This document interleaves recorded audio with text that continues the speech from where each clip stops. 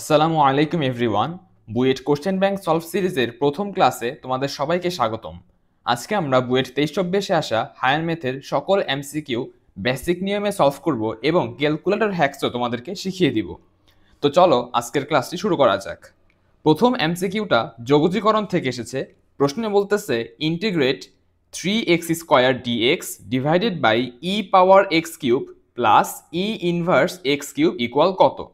তো যখনই আমাদের E power X E inverse X এরকম টাইপের থাকবে, তখন ফার্স্টেই আমরা যে কাজটা করব সেটা হচ্ছে ই ইনভার্স এক্স এটাকে আমরা লিখতে পারি 1/ই পাওয়ার এক্স। তো আমরা ফার্স্টেই এটা লিখে নিব।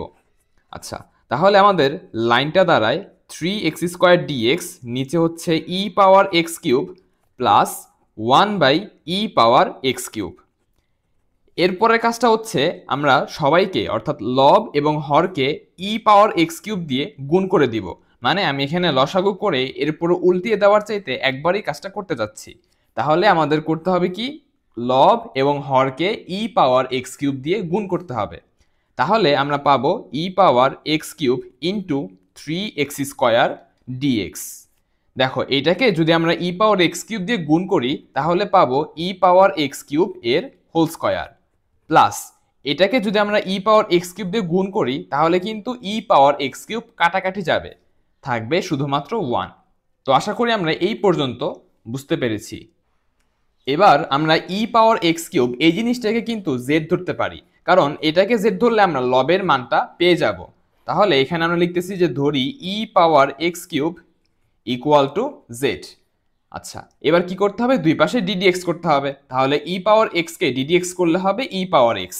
এখন যাকে এক্স ধরেছি তাকে কিন্তু আবারও ডিডিএক্স করতে হয়। তো এক্স কিউবকে ডিডিএক্স করলে আমরা পেয়ে যাব 3x²। তাহলে এখানে আমরা লিখে দিতে পারি ডিএক্স ইকুয়াল টু জেড কে ডিফারেন্সিয়েট করলে পাচ্ছি 1 ইন্টু ডিজেড। আচ্ছা, তো এই পর্যন্ত যদি আমরা বুঝতে পারি তাহলে দেখো আমরা কিন্তু লবের মানগুলোই এখানে পেয়ে গিয়েছি। এবার উপরে এই সম্পূর্ণ জিনিসটার জায়গায় আমরা লিখতে পারি শুধু ডিজেড। তাহলে এখানে লিখে দিলাম ডিজেড, আর এই মানটাকে কিন্তু আমরা জেড ধরেছিলাম। তাহলে এখানে হবে z² প্লাস 1। তো তোমাদের নিশ্চয়ই যোগজীকরণের এই সূত্রটা মনে আছে, 1/x² প্লাস a² অথবা 1। তো এটার সূত্র ছিল ten inverse x. Integrate 1/1 plus x² এর সূত্র ছিল টেন ইনভার্স এক্স। তো এখানে জেড রয়েছে, তাহলে জেড হবে। আর আমি একটা কাজ করতে পারি, জেড না লিখে সরাসরি লিখতে পারি ই পাওয়ার এক্স কিউব, আর এখানে হচ্ছে প্লাস সি। তাহলে এটাই কিন্তু আমাদের সঠিক উত্তর হবে। তো চলো এবার দেখে নেওয়া যাক আমরা ক্যালকুলেটর হ্যাক্সের সাহায্যে কিভাবে এই এমসিকিউটা সলভ করতে পারি। তবে তার জন্য আমাদের একটা জিনিস জানা লাগবে। ধরো আমাদেরকে বের করতে বলেছে যে integrate function of x dx equal to কত হবে। তাহলে আমরা ধরে নিচ্ছি যে এইটার উত্তর হচ্ছে জি অফ এক্স প্লাস সি। আমরা ধরে নিচ্ছি যে ফাংশন অফ এক্সকে ইন্টিগ্রেট করলে পাবো জি অফ এক্স প্লাস সি। এখন লক্ষ্য করো আমাদের এই পাশে যে ইন্টিগ্রেট চিহ্ন রয়েছে সেটাকে এই পাশে পাঠিয়ে দিলে কি হবে, ডিফারেন্সিয়েট হবে।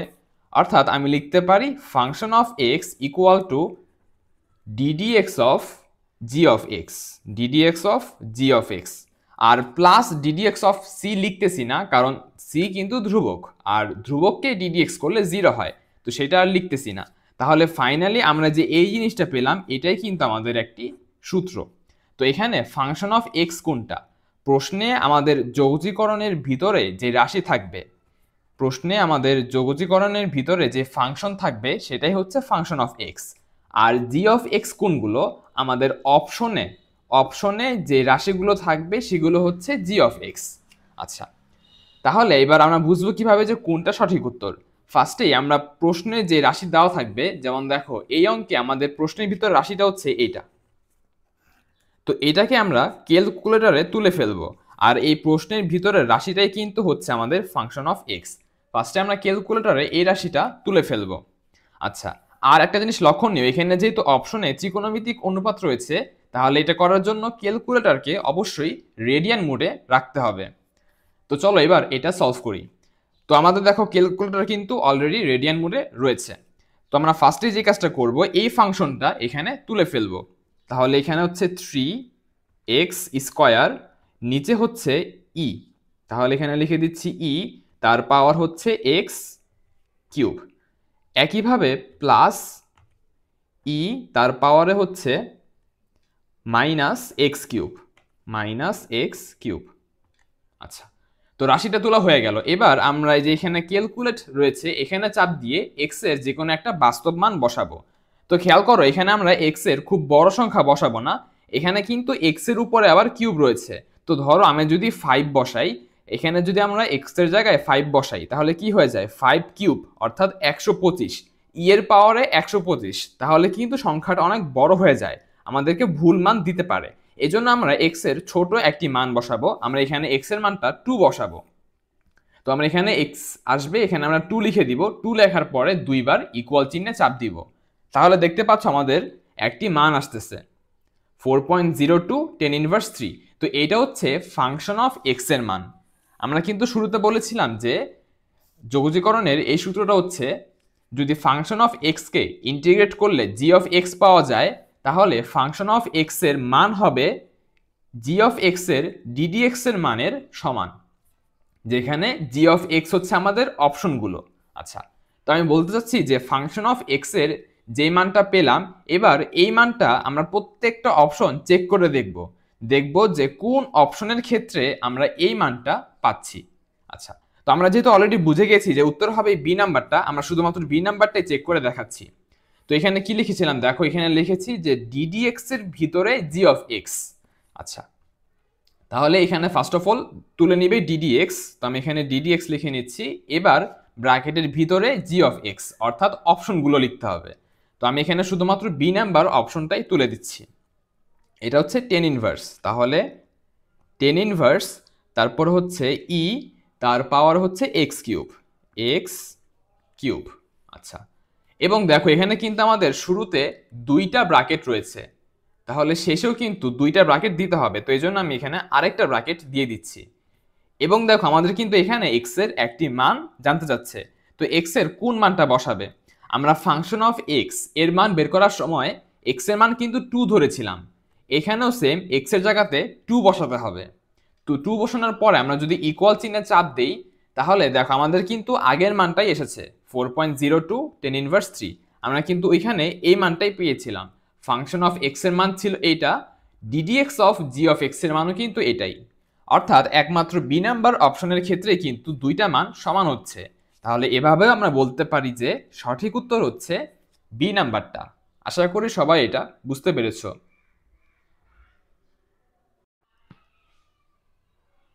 2 নাম্বারটা খুবই সহজ একটা এমসিকিউ। প্রশ্নে বলতেছে 1/3 into 9x inverse 1 plus 9x inverse 3 plus 1 equal 0 হলে x এর মান কত। তো ফার্স্টে আমরা দেখো এখানে 3 ভাগ আকারে আছে, তো সবাইকে 3 দিয়ে ভাগ করে দিব। তাহলে পাবো 3x inverse 1 plus 3x inverse 3, আর এরপরে রয়েছে প্লাস 1 ইকুয়াল টু 0। তো এখানে লক্ষ্য করো আমাদের যে এক্স ইনভার্স রয়েছে এটাকে আমরা লিখতে পারি 3/x, তারপরে এক্স ইনভার্স 3 এটাকে লিখতে পারি 3/x কিউব, এরপর হচ্ছে প্লাস 1 ইকুয়াল 0। তো এরপর আমরা লসাগু না করে সবাইকেই কিন্তু এক্স কিউব দিয়ে গুণ করে দিতে পারি। তাহলে প্রথমটাকে এক্স কিউব দ্বারা গুণ করলে এক্স কিউব আর এক্স কাটাকাটি করে থাকবে এক্স স্কোয়ার, আর এখানে থাকতেছে 3 প্লাস এখানে কিন্তু এক্স কিউব কাটাকাটি যাবে, থাকবে শুধুমাত্র 3 প্লাস 1 এর সাথে এক্স কিউব গুণ করলে আমরা পেয়ে যাব এক্স কিউব ইকুয়াল টু 0। এবার এটাকে সাজিয়ে লিখলে পাচ্ছি x cube plus 3x square plus 3 equal to 0। তো এটা হচ্ছে এক্স এর একটি ত্রিঘাত রাশি, এটা আমরা ক্যালকুলেটরের সাহায্যে কিন্তু সলভ করতে পারি। আচ্ছা, তো আমরা এখানে প্রথমেই মোড অপশনে চলে যাব, এরপর ইকুয়েশনটা খুঁজবো যে এখানে রয়েছে ইকুয়েশন। এবার এখানে আমরা ইকুয়াল চিহ্নে চাপ দিব। তো এটা হচ্ছে আমাদের একটি ত্রিঘাত রাশি, তো আমরা পলিনোমিয়াল অর্থাৎ বহুপদী সিলেক্ট করব, এরপর ডিগ্রি সিলেক্ট করব 3। আচ্ছা, তো এবার রাশিটা তুলে ফেলবো। তো লক্ষ্য করো ফার্স্টে জানতে চাচ্ছে যে এক্স কিউবের সহগ কত, এক্স কিউবের সহগ হচ্ছে 1, তারপরে ইকুয়াল এক্স স্কোয়ারের সহগ যেটা হচ্ছে 3।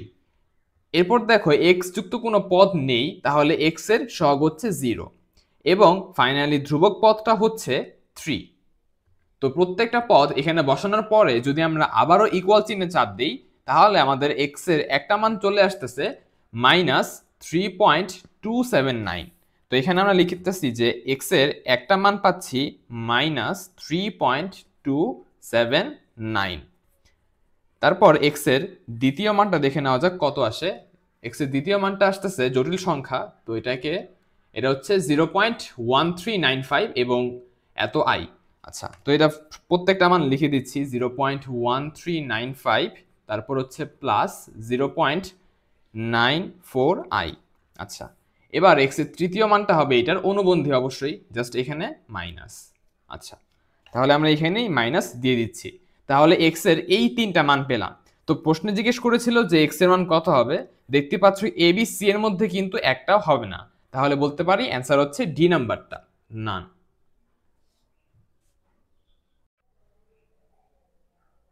3 নাম্বার এমসিকিউটা অন্তরীকরণ থেকে এসেছে।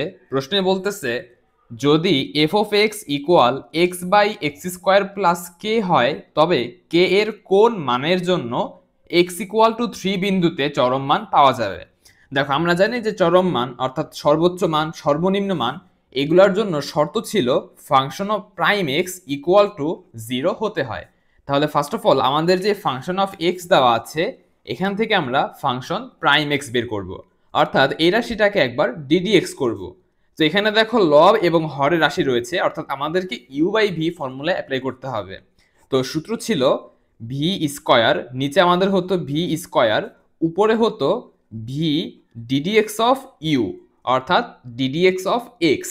তো এক্স কে ডিডিএক্স করলে আমরা পেয়ে যাব 1, এরপর minus u ddx of v, অর্থাৎ নিচেরটাকে ডিডিএক্স করতে হবে। তো এইটাকে ডিডিএক্স করলে আমরা পাবো এক্স স্কোয়ারকে করলে পাবো কত 2x, আর কে ডিডিএক্স করলে পাবো 0। তো ওইটা আর লিখতেছি না। তো প্রশ্ন মতে এইটা ইকুয়াল টু হচ্ছে 0। এরপরে যদি আমরা এটাকে সিম্পলিফাই করি, তাহলে এক্স স্কোয়ার প্লাস কে মাইনাস 2x স্কোয়ার, আর নিচে পাচ্ছি এক্স স্কোয়ার প্লাস কে হোল। আচ্ছা, একটা জিনিস খেয়াল করো, এখানে আমাদের এই রাশিটা কিন্তু ভাগ আকারে রয়েছে। এটাকে যদি আমরা এই পাশে পাঠিয়ে দিই, তাহলে 0-র সাথে গুণ হয়ে কিন্তু 0ই হবে। তো এখান থেকে আমরা পাচ্ছি যে ফার্স্ট অফ অল কে লিখলাম, তারপরে x square minus 2x square, এটা করলে পাবো মাইনাস এক্স স্কোয়ার ইকুয়াল 0। অর্থাৎ আমরা লিখতে পারি যে সুতরাং কে সমান সমান এক্স স্কোয়ার। এখন প্রশ্নে কিন্তু আমাদের এক্স এর মানটা বলা ছিল এক্স ইকুয়াল টু 3। তো এবার সিম্পলি আমরা এক্স এর জায়গাতে 3 বসাতে পারি, তাহলে 3 স্কোয়ার ইকুয়াল টু 9। তাহলে ফাইনালি আমাদের কে এর মানটা হচ্ছে 9, অর্থাৎ উত্তর হচ্ছে সি।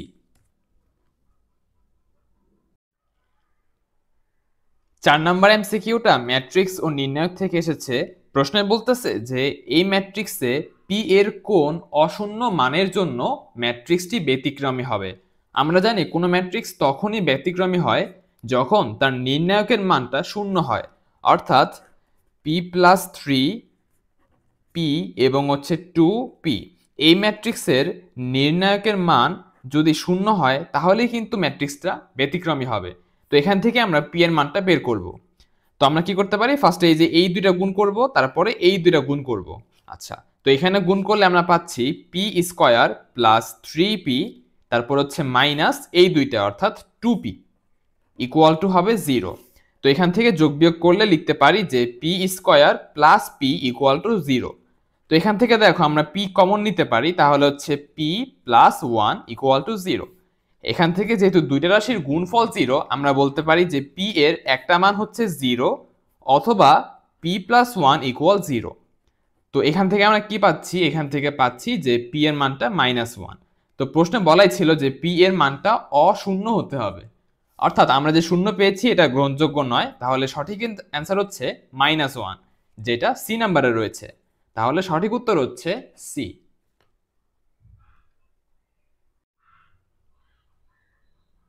5 নাম্বার এমসিকিউটা জটিল সংখ্যা থেকে এসেছে এবং এটা কিন্তু আমরা শুধু ক্যালকুলেটর ইউজ করেই খুব দ্রুত সমাধান করতে পারি। তো তার জন্য আমাদেরকে ফার্স্ট অফ অল মোড অপশনে গিয়ে কমপ্লেক্স মোডে যেতে হবে। আচ্ছা, তো আমরা ফার্স্ট অফ অল এখানে মেনুতে যে 2 নাম্বারটা সিলেক্ট করতেছি, তাহলে দেখতে পাচ্ছ এখানে আই চলে আসবে, অর্থাৎ কমপ্লেক্স মোডে চলে এসেছি। এবার আমরা শুধুমাত্র এই রাশিটা ক্যালকুলেটরে তুলে ফেলবো, তাহলে কিন্তু মানটা পেয়ে যাব।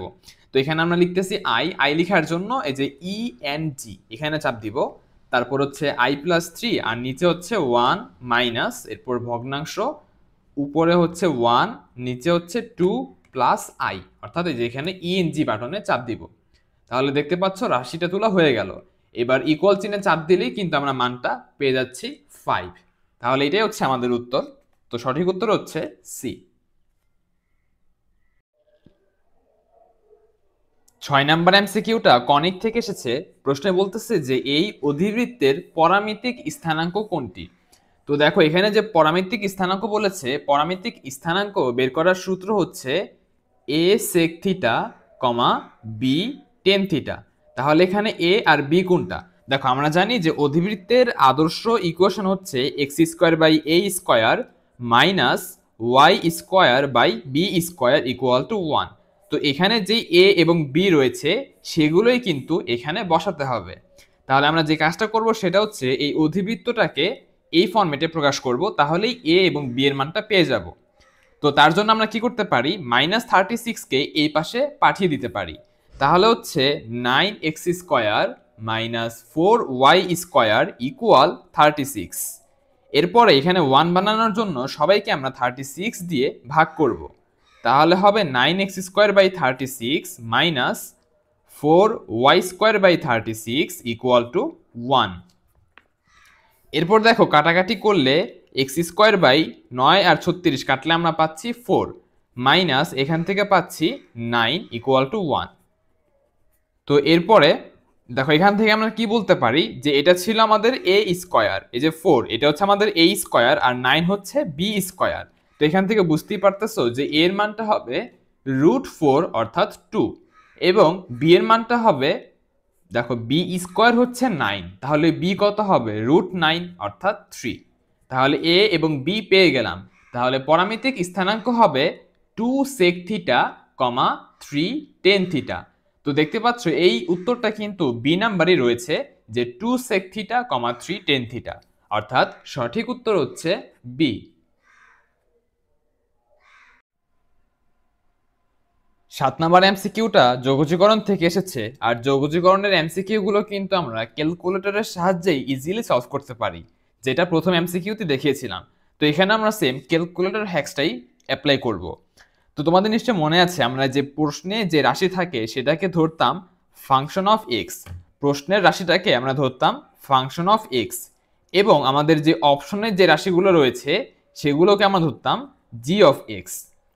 আচ্ছা, তো প্রথমে আমরা কি করতাম যে প্রশ্নের মধ্যে যে রাশি থাকতো সেই রাশিটার মান বের করে নিতাম।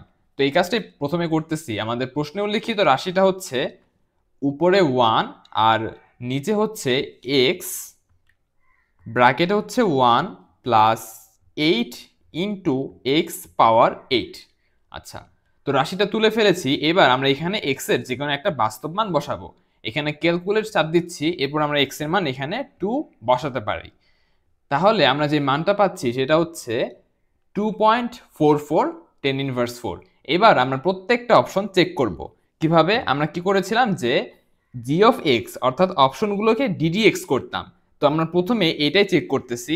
তো এখানে লিখতে হবে যে ডিডিএক্স অফ এ রাশিটা, তো রাশিটা হচ্ছে 1/8, এখানে উপরে 1 নিচে হচ্ছে 8, তারপর রয়েছে লন, তাহলে এখানে লিখে দিচ্ছি লন, তারপরে এখানে 1 মাইনাস উপরে হচ্ছে 1 নিচে হচ্ছে 1 প্লাস 8 এক্স পাওয়ার 8।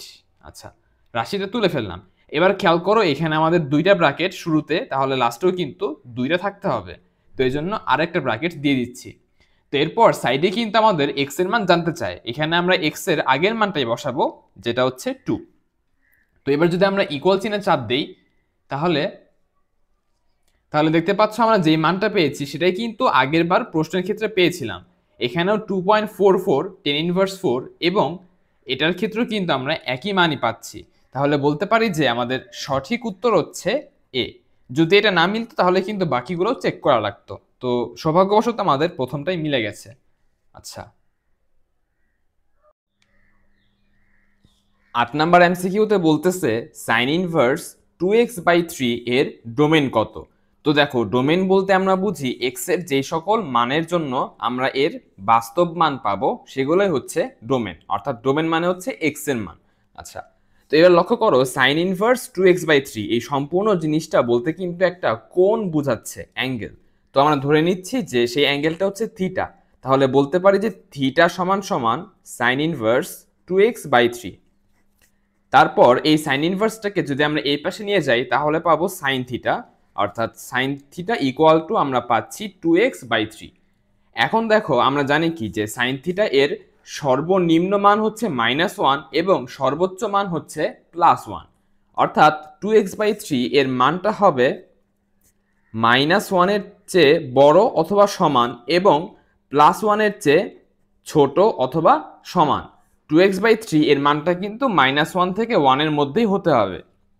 আচ্ছা, এরপর এখানে দেখো x এর সহগ কত, 2/3। তো আমরা একটা কাজ করব, আমরা সবাইকে 2/3 দিয়ে ভাগ করব অথবা 3/2 দিয়ে গুণ করব।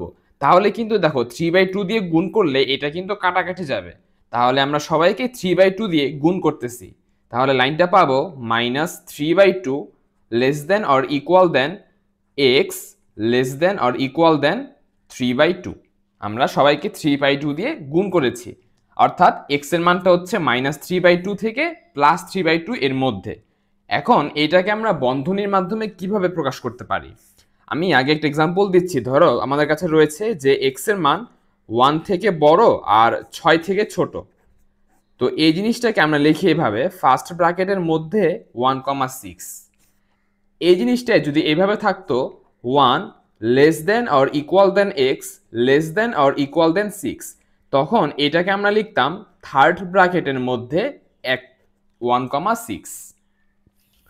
তো যখন আমাদের ইকুয়াল চিহ্ন থাকবে না তখন আমরা ইউজ করব ফার্স্ট ব্র্যাকেট, আর যখন ইকুয়াল চিহ্নটা থাকবে তখন আমাদেরকে থার্ড ব্র্যাকেট ইউজ করতে হবে। তো এই জিনিসটা আমরা মনে রাখবো।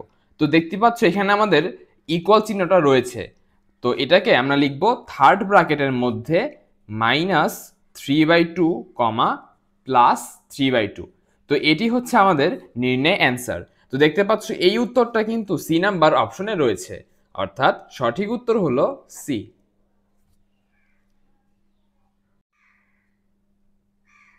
এই এমসিকিউটা খুবই সহজ একটা এমসিকিউ। এখানে আমাদের 4টা বিন্দুর স্থানাঙ্ক দেওয়া আছে এবং বলতেছে যে এবিসিডি চতুর্ভুজের ক্ষেত্রফল 0 হলে টি এর মানটা কত হবে।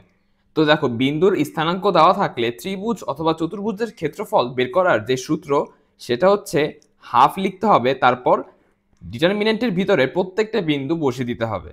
তো আমরা এখানে 1, তারপরে 2, এরপরে বিন্দু হচ্ছে 0, 3, তারপর একটা বিন্দু হচ্ছে T0, এরপর 0, 4। সবগুলো বিন্দু একবার করে বসানোর পরে প্রথম বিন্দুটা আরো একবার বসাতে হয়, তাহলে এখানে লিখে দিচ্ছি 1, 2। তো এই ক্ষেত্রফলের মানটাই প্রশ্নে দেওয়া আছে 0। এবার এখান থেকে আমরা খুব সহজে কিন্তু টি এর মানটা পেয়ে যাব। তো নিয়ম হচ্ছে আমরা ফার্স্ট অফ অল এভাবে গুণ করব।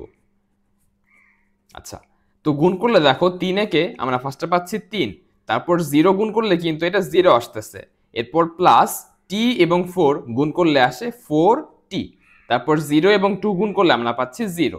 আচ্ছা, তো এভাবে গুণ করা শেষ। এবার আমরা নিচে থেকে গুণ করব।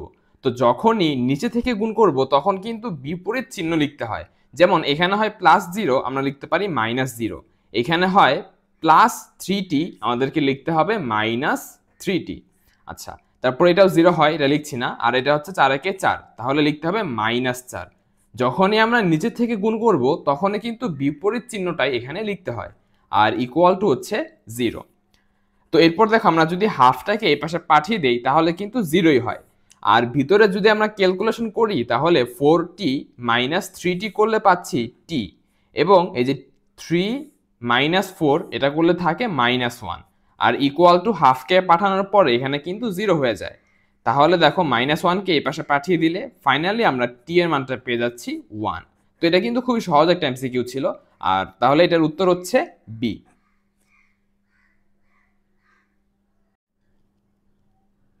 10 নম্বর অঙ্কে বলতেছে যে x = 2 + 3 cos θ, y = -1 + 3 sin θ বৃত্তটি 2, 2 বিন্দুগামী হলে ওই ব্যাসের অপর প্রান্তের স্থানাঙ্ক কত? তো ওনারা বলতেছে যে এটি হচ্ছে একটি বৃত্তের সমীকরণ, কিন্তু আমরা জানি এটা কিন্তু আদর্শ বৃত্তের ইকুয়েশন না। তো ফার্স্ট অফ অল আমরা এখান থেকে বৃত্তের আদর্শ সমীকরণটা বের করব। তো লক্ষ্য করো এখানে এক্স ইকুয়াল দেওয়া আছে 2 প্লাস 3 কস থিটা। আমরা কি করতে পারি, প্লাস 2 কে এই পাশে পাঠাতে পারি, তাহলে হবে x minus 2 equal 3 cos theta. একইভাবে আমরা এখান থেকে -1 কে পাঠালে পাচ্ছি y plus 1 equal 3 sine theta. তো এটাকে যদি আমরা 1 নাম্বার সমীকরণ এবং এটাকে 2 নাম্বার সমীকরণ বলি, তাহলে 1 স্কয়ার প্লাস 2 স্কয়ার করলে আমরা পেয়ে যাব x minus 2 whole square plus y plus 1 whole square equal to, এই পাশে কি হবে নিশ্চয়ই বুঝতে পারতেছো, 3 square cos square theta plus আবারও কিন্তু 3 স্কয়ার সাইন স্কয়ার থিটা। তো আমরা একবারেই 3 স্কয়ারকে কিন্তু কমন নিতে পারি, তাহলে এখানে হয়ে যাবে সাইন স্কয়ার থিটা এবং এইটার মান কিন্তু 1 হয়ে যায়। Cause square theta plus sine square theta এর মান হচ্ছে 1। তাহলে দেখো আমাদের বৃত্তের সমীকরণটা কিন্তু আমরা অলরেডি পেয়ে গেলাম। এখানে দেখো এই যে x minus 2 whole square plus y plus 1 whole square equal to 3 square. আমরা শিখেছিলাম যে বৃত্তের আদর্শ ইকুয়েশন হচ্ছে x minus h whole square plus y minus k whole square equal r square, যেখানে আমাদের এই যে h এবং k এগুলো ছিল বৃত্তের কেন্দ্র। h, k কি ছিল, বৃত্তের কেন্দ্র, এবং এই যে r এটা ছিল বৃত্তের ব্যাসার্ধ। আচ্ছা, তাহলে বুঝতে পারতেছো যে বৃত্তটির ব্যাসার্ধ হচ্ছে 3, এবং যদি জিজ্ঞেস করি কেন্দ্র কত, সেটা হচ্ছে 2, -1। বৃত্তের কেন্দ্রটি হচ্ছে 2, -1। এখানে লিখে দিচ্ছি যে বৃত্তের কেন্দ্রটি আমরা পেয়েছি 2, -1। আচ্ছা, তাহলে আমরা বলতে পারি যে এটা হচ্ছে আমাদের একটি বৃত্ত যার কেন্দ্র 2, -1। এবং লক্ষ্য করো প্রশ্নে কিন্তু বলেছিল যে এই বৃত্তটি 2, 2 বিন্দু দিয়ে যায়, তাহলে ওই বিন্দু দিয়ে কিন্তু আমরা একটা ব্যাস অঙ্কন করতে পারি। তো ধরে নিচ্ছি যে এই বিন্দুটা হচ্ছে 2, 2, বৃত্তটা এই বিন্দু দিয়ে যায়। আমরা কি করতে পারি, এই বিন্দু দিয়ে একটা ব্যাস অঙ্কন করতে পারি। তো জিজ্ঞেস করেছে যে এই ব্যাসের অপর প্রান্ত অর্থাৎ এই প্রান্ত বিন্দুর স্থানাঙ্ক কত হবে। তো এটা কিন্তু খুবই সিম্পল এমসিকিউ। আমরা জানি যে ব্যাসের যে দুইটা প্রান্ত বিন্দু থাকে তাদের মধ্যবিন্দুই হচ্ছে কেন্দ্র। তো আমরা এই প্রান্তকে ধরতে পারি a, b। তাহলে মধ্যবিন্দুর সূত্র বের করে আমরা কি জানি, হচ্ছে যে a প্লাস 2 ভাগ 2। দেখো মধ্যবিন্দু বের করার সূত্র ছিল ভুজদ্বয়ের যোগফল ভাগ 2, কোটিদ্বয়ের যোগফল ভাগ 2। তো এটা করলে কিন্তু আমরা কেন্দ্রই পাবো, অর্থাৎ বলতে পারি এটা ইকুয়াল হবে 2, -1। আচ্ছা, এরপর এখান থেকে আমরা খুব সহজেই a এবং b এর মানটা পেয়ে যাব। তো এখান থেকে আমরা লিখতে পারি এটা ইকুয়াল 2। তো এখান থেকে ক্যালকুলেশন করলে দেখো 2 ভাগ আছে, এপাশে গেলে গুণ হবে, তাহলে 2 দুগুণে 4, আর প্লাস 2 এপাশে গেলে -2। তো আমরা a এর মানটা পেয়ে গেলাম 2। একইভাবে যদি আমরা b এর মানটা বের করতে চাই, তাহলে b প্লাস 2 ভাগ 2 ইকুয়াল লিখতে পারি -1। তো এখান থেকে এরপরে b সমান সমান হবে যে 2 গুণ আছে, ভাগ আছে, এপাশে গেলে গুণ হবে, অর্থাৎ -2। আর এই যে প্লাস 2 কে আবার এই পাশে পাঠালে আবার কি -2, তাহলে পাচ্ছি -4। তাহলে দেখো এর মানটা হচ্ছে 2, b এর মানটা হচ্ছে -4, অর্থাৎ আমাদের বিন্দুটা আমরা ধরেছিলাম a, b, তাহলে বিন্দুটা হবে 2, -4। আমাদের ফাইনালি বিন্দুটা হচ্ছে এই যে এই বিন্দুটা হচ্ছে 2, -4। তো আমরা দেখব যে এবার এই উত্তরটা কোন অপশনে রয়েছে। তো দেখতে পাচ্ছ এই উত্তরটা কিন্তু আমাদের সি নাম্বার অপশনে রয়েছে, অর্থাৎ সঠিক উত্তর হলো সি। 11 নম্বর এমসিকিউতে বলতেছে যে 10x plus 10 3x plus 10 4x equal 10x into 10 3x into 10 4x হলে x এর মানটা কত। আচ্ছা, তো এখানে লক্ষ্য করো আমাদের যে তিনটা রাশি রয়েছে, এখানে তিনটা থেকে আমরা কিন্তু যে কোনো একটাকে ডান পাশে পাঠালে এরপর কমন নিতে পারি। আর এখানে দেখো 10x আর 10 3x এই দুইটা যোগ করলে কিন্তু 10 4x আসে। তো আমরা একটা কাজ করতে পারি, এই 10 4x টাকেই ডান পাশে পাঠাতে পারি।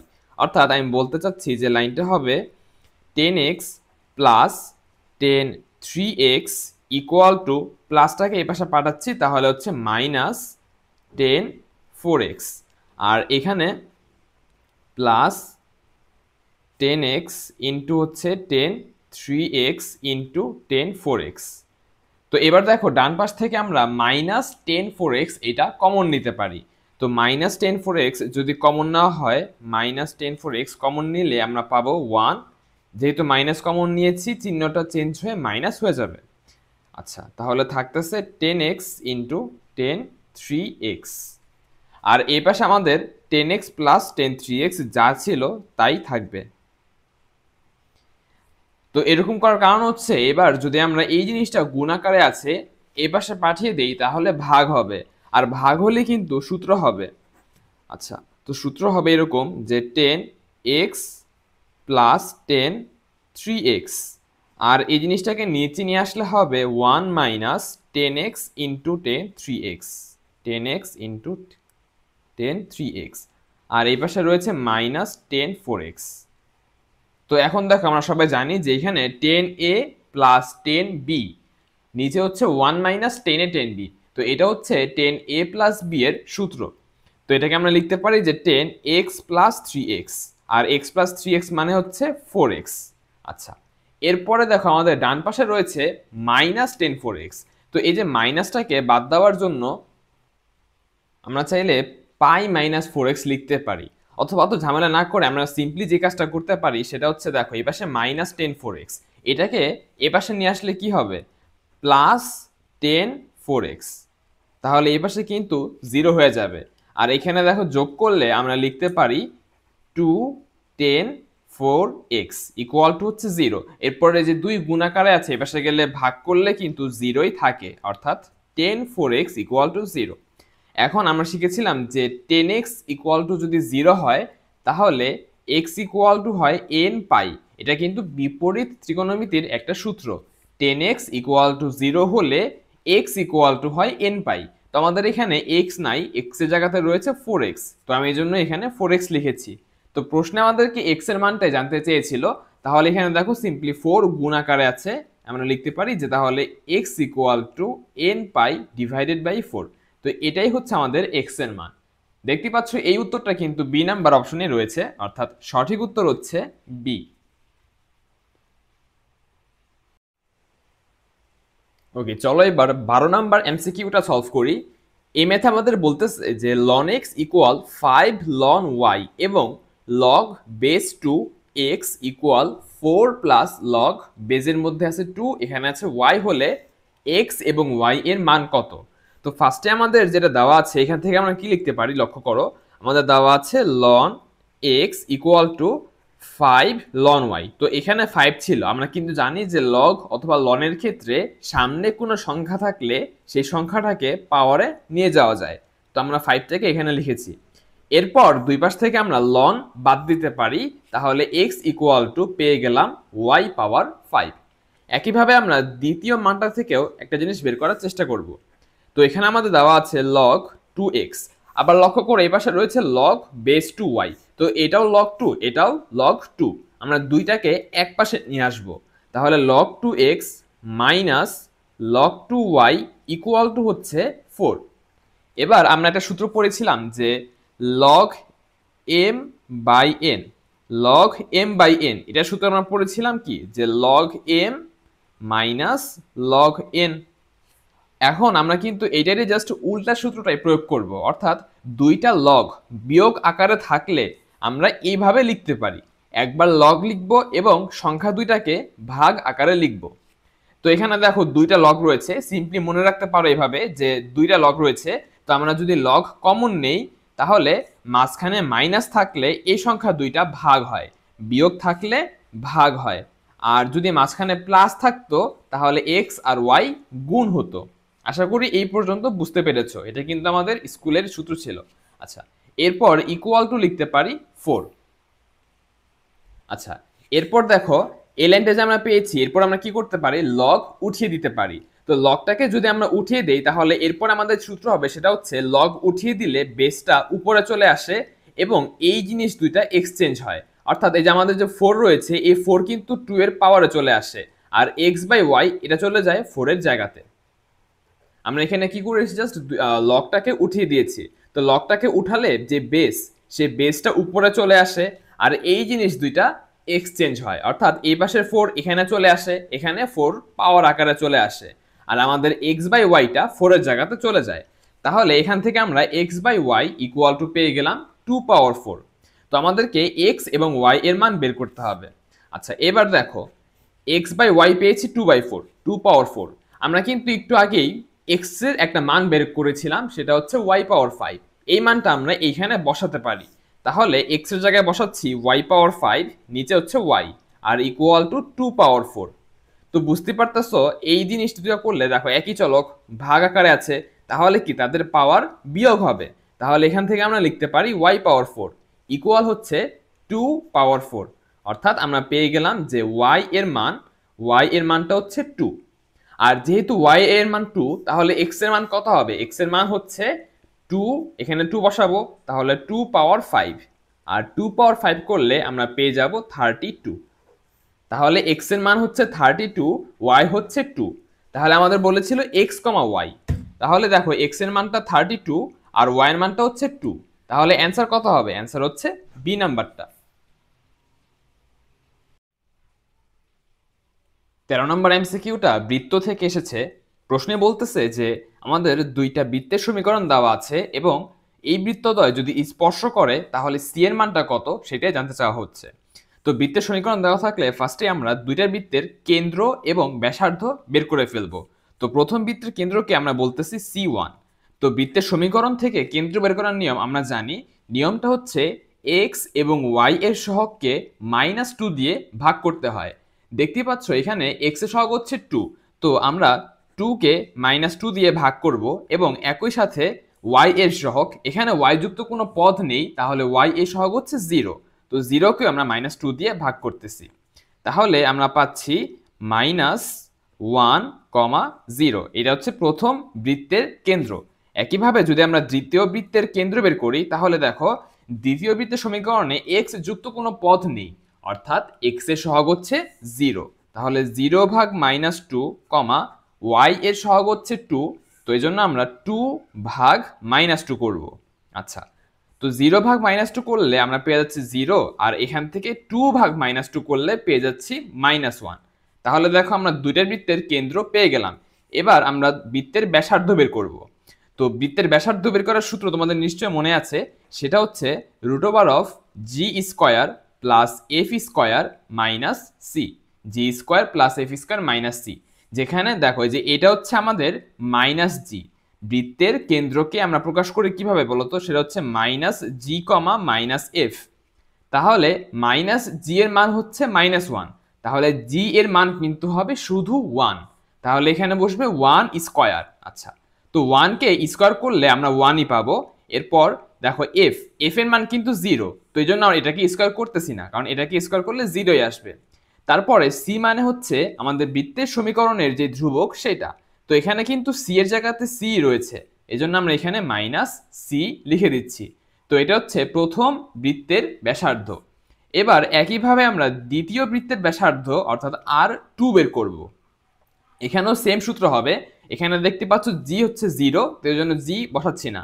তারপরে -f এর মান হচ্ছে -1, তাহলে f এর মান হচ্ছে শুধু 1, আর 1 কে স্কোয়ার করলে আমরা পেয়ে যাব 1, তারপরে মাইনাস। এখানে দেখো দ্বিতীয় বৃত্তের বেলাতেও কিন্তু ধ্রুবক পদটা হচ্ছে c, তাহলে এখানে আমরা লিখে দিচ্ছি c। আচ্ছা, তো এখান থেকে আমরা বুঝতে পারতেছি যে দুইটা বৃত্তের ব্যাসার্ধ কিন্তু একই এবং তাদের কেন্দ্রটা হচ্ছে আলাদা।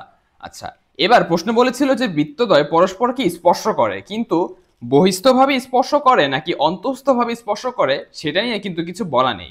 আমরা ধরে নিচ্ছি ফার্স্ট অফ অল যে বৃত্তদ্বয় পরস্পরকে বহিস্থভাবে স্পর্শ করে। তাহলে C1 C2 ইকুয়াল টু হবে R1 প্লাস R2।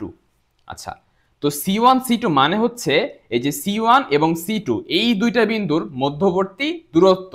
তো দুইটা বিন্দুর মধ্যবর্তী দূরত্ব বের করার সূত্র আমরা জানি, সেটা হচ্ছে √, ভুজদ্বয়ের অন্তর। তো দেখো 0 আর -1 যদি আমরা বিয়োগ করি তাহলে 0 মাইনাসে মাইনাসে +1, ভুজদ্বয়ের অন্তর হোল স্কয়ার প্লাস কোটিদ্বয়ের অন্তর। একইভাবে আমরা এই দুইটা বিয়োগ করব, তাহলে বিয়োগ করলে কত আসে? -1 -0 এর হোল স্কয়ার।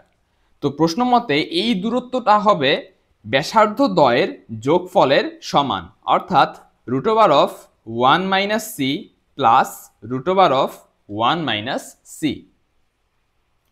এরপর যদি আমরা এখান থেকে ক্যালকুলেশন করি তাহলে দেখতেই পাচ্ছ এখান থেকে আমরা পাচ্ছি ওয়ান প্লাস এখানেও মাইনাস ওয়ানকে স্কোয়ার করলে কিন্তু ওয়ানই হয়, তাহলে আমরা এখান থেকে পাচ্ছি root over of one plus one equal to, এখানে দেখো root one minus c plus root one minus c যোগ করলে আমরা লিখতে পারি two root over of one minus c. আচ্ছা, এরপর দুই পাশে আমরা হোল স্কোয়ার করতে পারি, তো এখানে যেহেতু রুট রয়েছে এটাকে হোল স্কোয়ার করলে রুট থাকবে না, তাহলে থাকবে শুধুমাত্র ওয়ান প্লাস ওয়ান অর্থাৎ টু ইকুয়াল টু। একইভাবে যদি আমরা এই পাশেও স্কোয়ার করে দেই তাহলে দুইকে স্কোয়ার করলে হবে চার এবং এই রুটটা থাকবে না অর্থাৎ ওয়ান মাইনাস সি হবে। আচ্ছা, তারপর দেখো এই যে এই পাশে এগুলো কিন্তু গুণ আকারে রয়েছে, আমরা কি করতে পারি চাইলে এখানে গুণ করতে পারি, অথবা এই পাশে যে চার গুণ আকারে আছে এটাকে আমরা এই পাশে পাঠাতে পারি, তাহলে হবে two by four equal one minus c. তো টু বাই ফোর করলে আমরা লিখতে পারি half equal to one minus c. এখান থেকে আমরা কি লিখতে পারি যে সি ইকুয়াল টু হবে ওয়ান মাইনাস হাফ, আর ওয়ান মাইনাস হাফ করলে আমরা পেয়ে যাচ্ছি শুধু হাফ, তাহলে সি এর মানটা কিন্তু আমরা পেয়ে গেলাম হাফ। এখন তোমরা বলতে পারো যে বৃত্তদ্বয় যদি অন্তস্থভাবে স্পর্শ করতো তাহলে কি হতো। দেখো আমরা জানি যে বৃত্ত দুইটা অন্তস্থভাবে স্পর্শ করলে সি ওয়ান সি টু এর মান হয় আর ওয়ান মাইনাস আর টু, আর ওয়ান মাইনাস আর টু। তো সেক্ষেত্রে কিন্তু আমাদেরকে ব্যাসার্ধ দুইটা বিয়োগ করতে হতো, আর দেখো যেহেতু দুইটার মান সমান বিয়োগ করলে কিন্তু আমরা জিরো পাবো, অর্থাৎ সি ওয়ান সি টু এর মানটা জিরো পাবো। কিন্তু দেখো সি ওয়ান সি টু এর মান কিন্তু জিরো না, আমরা কিন্তু এর মানটা পাচ্ছি এখান থেকে root two. C one c two এর মানটা কিন্তু রুট টু চলে আসে, জিরো আসে না, অর্থাৎ অন্তস্থভাবে স্পর্শ করবে না, তাহলে বহিস্থভাবে করবে। এটা সরাসরি প্রশ্নে বলা নেই, আমাদেরকে জাস্ট বুঝে নিতে হবে। আচ্ছা, তাহলে এই এমসিকিউটার উত্তর হচ্ছে হাফ, অর্থাৎ সঠিক উত্তর হলো বি।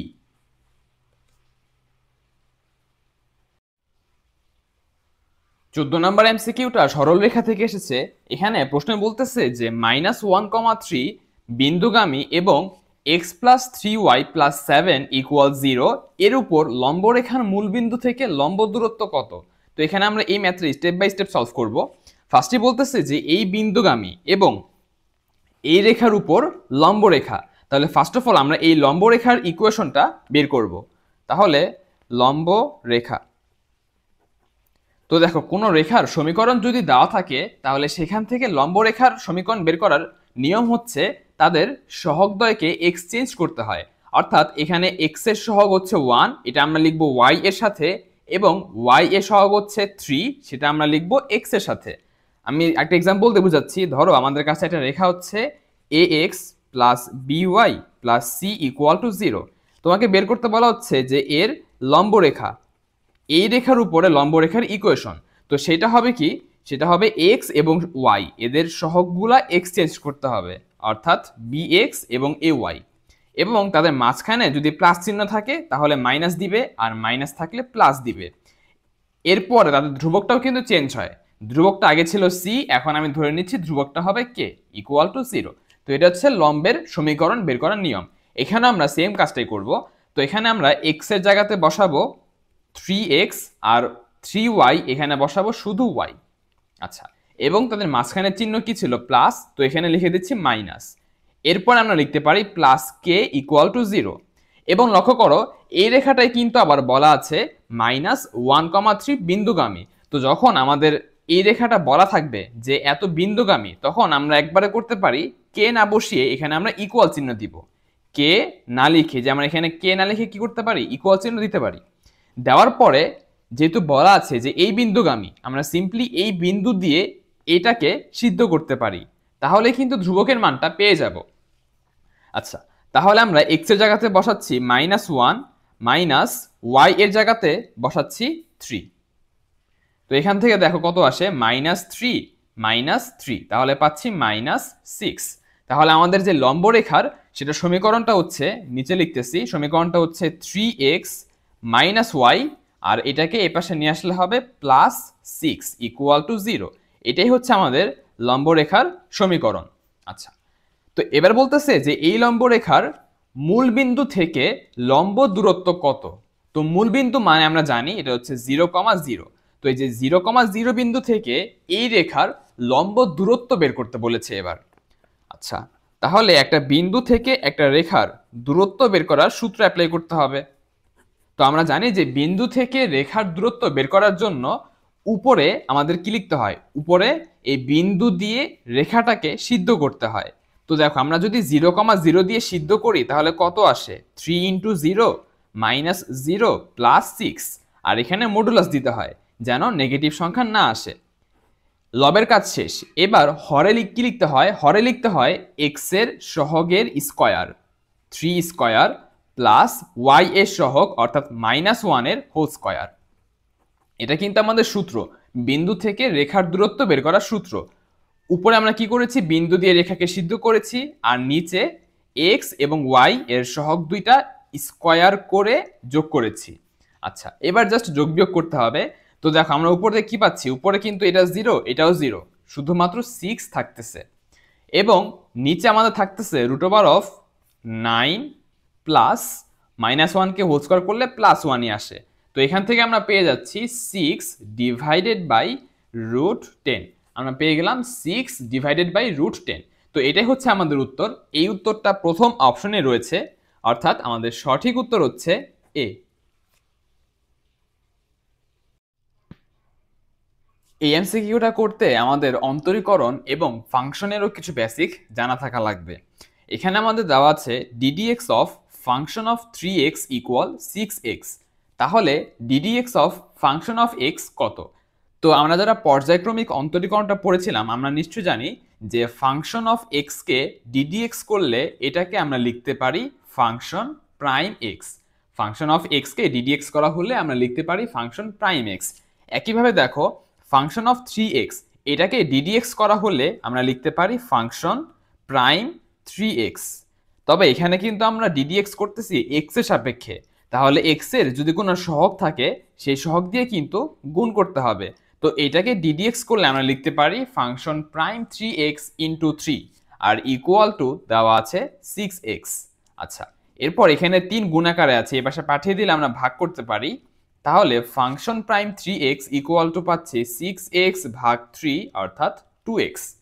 তো লক্ষ্য করো এবার আমরা ফাংশন প্রাইম 3x পেয়েছি, আর আমাদের বের করতে বলেছে ফাংশন প্রাইম x। তো 3x থেকে x এ যেতে হবে। এটা আমরা কিভাবে করতে পারি, আমরা ফার্স্ট অফ অল এই যে 3x এসেছে 3xটাকে আমরা z ধরতে পারি।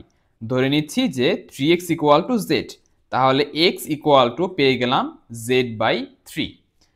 আচ্ছা, এবার যদি আমরা রিপ্লেস করে দেই তাহলে যে এখানে আর এখানে আমরা z নিয়ে আসব, তাহলে ফাংশন প্রাইম 3x এর জায়গাতে আমরা লিখতে পারি কি z ইকুয়াল টু 2 ইন্টু এই যে x এর জায়গাতে আমরা লিখতে পারি z/3। আচ্ছা, আশা করি আমরা এই পর্যন্ত বুঝতে পেরেছি। তাহলে এবার লক্ষ্য করো এটা কিন্তু একটা ফাংশন, আর ফাংশনের বেলাতে আমরা জানি যে চলক চেঞ্জ করে দিলেও তাদের মানের কোনো পরিবর্তন হয় না। অর্থাৎ এখানে যে চলক হিসেবে z রয়েছে আমরা কিন্তু চাইলেই চলক হিসেবে x নিয়ে আসতে পারি। এখানে যেহেতু z এর জায়গায় x বসিয়েছি, এখানেও z এর জায়গাতে x বসাতে হবে, তাহলে পাবো 2x/3। তাহলে দেখো আমরা কিন্তু ইতিমধ্যে আমাদের কাঙ্ক্ষিত উত্তরটা পেয়ে গেলাম। আমাদের এই যে ফাংশন প্রাইম x এর মান হচ্ছে 2x/3। প্রশ্নে কিন্তু এটাই বের করতে বলেছিল। আচ্ছা, তো দেখতে পাচ্ছ এই উত্তরটা সি নাম্বার অপশনে রয়েছে, অর্থাৎ সঠিক উত্তর হচ্ছে সি।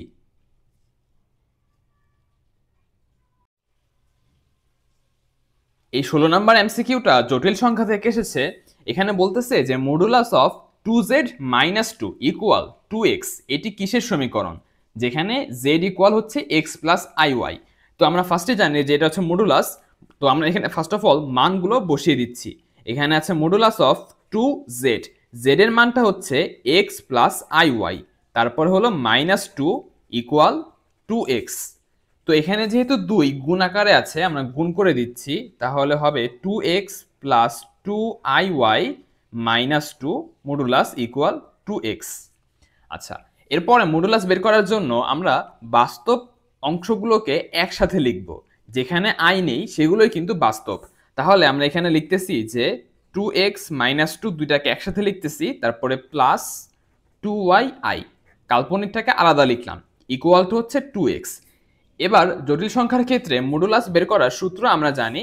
সূত্রটি হচ্ছে, দেখো আমি যদি এখানে একটা এক্সাম্পল দেই যে x প্লাস iy, এটা একটা জটিল সংখ্যা। যদি এইটার মডুলাস বের করতে বলে তাহলে এর সূত্র হচ্ছে √x² প্লাস y²।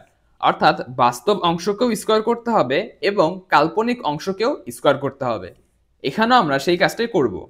তো এখানে বাস্তব অংশ হচ্ছে এইটা 2x - 2।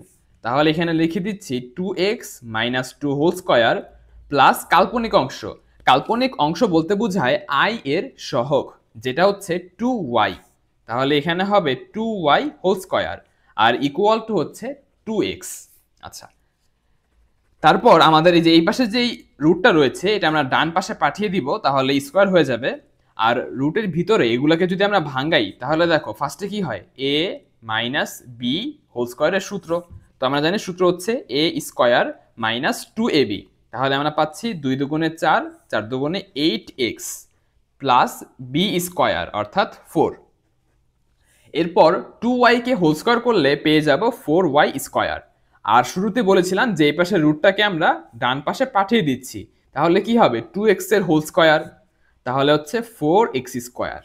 আচ্ছা, তো এই পর্যন্ত যদি আমরা বুঝতে পারি, তারপর দেখো দুই পাশ থেকেই কিন্তু আমাদের 4x² কাটাকাটি যায়। তাহলে আমাদের থাকতেছে এই জিনিসগুলো 4y² - 8x plus 4 equal to 0। তো এবার কিন্তু চাইলে আমরা সবার থেকে সবাইকে 4 দ্বারা ভাগ করতে পারি। তাহলে পাচ্ছি y² - 2x plus 1 equal to 0। আচ্ছা, এরপর আমরা যদি y² কে এক পাশে রাখি এবং বাকিগুলোকে আরেক পাশে নিয়ে যাই তাহলে পাবো y² ইকুয়াল টু 2x - 1। তো দেখতে পাচ্ছ যেহেতু x এবং y দুইটা চলক রয়েছে এবং একটা চলকের মধ্যে স্কয়ার, একটা দ্বিঘাত আর একটা হচ্ছে একঘাত, তো আমরা বুঝতে পারতেছি এটা হচ্ছে পরাবৃত্তের সমীকরণ। যখন আমাদের x আর y যুক্ত রাশি থাকে এবং শুধুমাত্র একটা চলকের উপর স্কয়ার থাকে, আরেকটা চলক একঘাতী হয়, তখন সেই সমীকরণটাকে আমরা বলি পরাবৃত্তের সমীকরণ। তাহলে এটা হচ্ছে পরাবৃত্ত, এবং এটাকে যদি আমরা আদর্শ আকারে লিখতে চাই তাহলে y² ইকুয়াল টু এখান থেকে 2 কমন নিতে হবে, তাহলে হচ্ছে x - হাফ। তো এটা হচ্ছে আমাদের পরাবৃত্তের সমীকরণ। এবং যদি জিজ্ঞেস করতো যে এই পরাবৃত্তের শীর্ষবিন্দু কত, সেটা হতো 1/2, 0। এই যে আমাদের x এবং y এর সাথে যেগুলো বিয়োগ আকারে থাকে সেগুলোই কিন্তু পরাবৃত্তের শীর্ষবিন্দু। তো এখানে এই পরাবৃত্তের শীর্ষবিন্দু হচ্ছে 1/2, 0। আচ্ছা, তাহলে জাস্ট জিজ্ঞেস করেছিল যে সমীকরণ কোনটা, সমীকরণটা হচ্ছে আমাদের পরাবৃত্ত। তাহলে আমাদের এই এমসিকিউটার সঠিক উত্তর হচ্ছে সি। 17 নম্বর এমসিকিউটা যোগজীকরণ থেকে এসেছে। প্রশ্নে বলতেছে যে 0,2π ব্যবধিতে sin x ও cos x এর অন্তর্গত ক্ষেত্রফল কত। তো এই অঙ্কটা করার জন্য আমাদের sin x এবং cos x এর যে বক্ররেখা সেটা এঁকে নিতে হবে। তাহলে ধরে নিচ্ছি এটা হচ্ছে x অক্ষ, এটা হচ্ছে y অক্ষ। তো sin x এর গ্রাফটা আমরা জানি 0 থেকে শুরু হয় এবং এই গ্রাফটা হবে এরকম। আচ্ছা, তো প্রশ্ন বলেছে 0 থেকে 2π পর্যন্ত, এজন্য আমরা এই পর্যন্ত এঁকেছি। আমরা জানি যে sin x এর মান মানে x এর মান 0 হলে এটা, x এর মান যখন পাই হয় তখন হচ্ছে এইখানে, আর যখন x এর মান 2π হয় তখন sin x এর মান হচ্ছে আবার 0। আচ্ছা, আর এখানে দেখো এখানে কিন্তু sin x এর মান সর্বোচ্চ, আর sin x এর মান সর্বোচ্চ কখন হয়, যখন x এর মান π/2। একইভাবে আমাদের এই মানটা কিন্তু সর্বনিম্ন, আর সর্বনিম্ন কখন হয়, যখন 3π/2 হয় x এর মান। এই সিম্পল জিনিসগুলো আশা করি আমরা জানি। তো এটা হচ্ছে আমাদের sin x এর গ্রাফ। একইভাবে এবার আমরা cos x এর গ্রাফটা আঁকবো। তো দেখো cos x এর মান যখন 0 হয় তখন cos x এর মান কত হয়, cos 0 এর মান কিন্তু 1, অর্থাৎ cos x এর গ্রাফ শুরু হবে 1 থেকে। আর এখানে দেখো আমরা x অক্ষ বরাবর x এর মান বসিয়েছি আর y অক্ষ বরাবর sin x এবং cos x বসাচ্ছি। আচ্ছা, তাহলে cos x এর গ্রাফটা এখান থেকে শুরু হবে, cos 0 এর মান 1 এখান থেকে শুরু হয়ে তাহলে জিনিসটা এরকম যাবে। তো এটা হচ্ছে আমাদের cos x এর গ্রাফ, এই পর্যন্ত মোটামুটি বলতে পারি। আচ্ছা, তাহলে এবার জিজ্ঞেস করেছে যে 0 থেকে 2π পর্যন্ত sin x এবং cos x এই দুটি গ্রাফের যে অন্তর্গত ক্ষেত্রফল, আবদ্ধ ক্ষেত্রফল। তো বুঝতেই পারতেছো আমাদের এই যে উপরের যে রেখাটা এটা হচ্ছে অ্যাকচুয়ালি sin x এর গ্রাফ, আর নিচেরটা হচ্ছে cos x এর গ্রাফ। তাহলে এই দুইটার আবদ্ধ ক্ষেত্রফল হচ্ছে এই অংশটুকু। তো প্রশ্নে আমাদের এই অংশটুকুর ক্ষেত্রফলই বের করতে বলেছে। তাহলে আমাদের লিমিটটা কি হবে? দেখো লিমিটটা হবে এই ছেদবিন্দু থেকে এই ছেদবিন্দু পর্যন্ত, অর্থাৎ sin x এবং cos x এর ছেদবিন্দু লাগবে। আচ্ছা, তো এবং আমরা বলতে পারি যে এই বিন্দুতে x এর মান, এই বিন্দুতে sin x এর মান যা, এই বিন্দুতেও কিন্তু x এর মান তাই, অর্থাৎ sin x এবং cos x সমান হবে, দুইটার মানই সমান হবে। যে সকল বিন্দুতে সমান হবে সেগুলোই কিন্তু আমাদের লিমিটে বসবে। আচ্ছা, তো ফার্স্টে আমরা জানি যে x এর মান যদি 45 ডিগ্রি হয় অর্থাৎ π/4 হয়, সেক্ষেত্রে sin x এবং cos x সমান হয়। তাহলে বুঝতে পারতেছো এইটা হচ্ছে আমাদের π/4। এখন আমাদের এই যে এই মানটা লাগবে, তো এই মানটা কত? খেয়াল করো π/4 এটা কোন চতুর্ভাগে অবস্থিত? এটা হচ্ছে প্রথম চতুর্ভাগে অবস্থিত। sin x এবং cos x এর মান প্রথম চতুর্ভাগে 1 হয় যদি π/4 হয়। আর কোন চতুর্ভাগে দুজনের মান সমান হয়? সেটা হচ্ছে তৃতীয় চতুর্ভাগে। দেখো তৃতীয় চতুর্ভাগে যদি আমরা নেই তাহলে sin x এর মানও মাইনাস, cos x এর মানও কিন্তু মাইনাস, অর্থাৎ এখানে সমান হতে পারে। আচ্ছা, তাহলে এই মানটা কত? তো π/4 কে যদি আমরা তৃতীয় চতুর্ভাগে নিয়ে যাই তাহলে অ্যাঙ্গেলটা হবে পাই প্লাস π/4। তৃতীয় চতুর্ভাগের বেলায় অ্যাঙ্গেলটা হচ্ছে পাই প্লাস π/4। তো এখান থেকে আমরা পেয়ে যাচ্ছি লসাগু করলে নিচে 4, এখানে 4π প্লাস পাই অর্থাৎ 5π। তাহলে আমরা যদি চেক করি যে sin 5π/4 মানটা পাবো -1, একইভাবে cos 5π/4 এর মানও কিন্তু -1 পাবো। অর্থাৎ আমাদের তাহলে x এর মান হচ্ছে π/4 এবং 5π/4। এই বিন্দু হচ্ছে π/4 আর এই বিন্দু হচ্ছে আমাদের 5π/4। আচ্ছা, তাহলে কিন্তু আমরা লিমিটটা পেয়ে গেলাম। তো এবার আমাদের ক্ষেত্রফল এরিয়া এর সূত্র হবে ইন্টিগ্রেট। আর এখানে দেখো আমাদের কিন্তু যেহেতু দুইটার আবদ্ধ ক্ষেত্রফল বের করতে হবে, একটা উপরে আছে একটা নিচে আছে, তো আমরা কি করব? উপরেরটা থেকে নিচেরটা বিয়োগ করব। উপরেরটা হচ্ছে sin x বিয়োগ নিচেরটা হচ্ছে cos x, তারপর এখানে লিখে দিচ্ছি dx। আর লিমিটটা শুরুতে বলেছিলাম, লিমিটটা হচ্ছে আমাদের π/4 থেকে 5π/4 পর্যন্ত। তাহলে এখানে লিখে দিচ্ছি π/4 থেকে 5π/4। এবার এখানে জাস্ট এই মানটা আমরা ক্যালকুলেটরের সাহায্যেই বের করতে পারি। আর মনে রাখবে এখানে যেহেতু ত্রিকোণমিতি রয়েছে এবং রেডিয়ান ফরম্যাটে আমরা অ্যাঙ্গেলগুলো বসাচ্ছি, অ্যাঙ্গেলগুলো, তাহলে আমাদেরকে অবশ্যই ক্যালকুলেটরকে রেডিয়ান মোডে নিতে হবে, যেটা আমি অলরেডি নিয়েছি।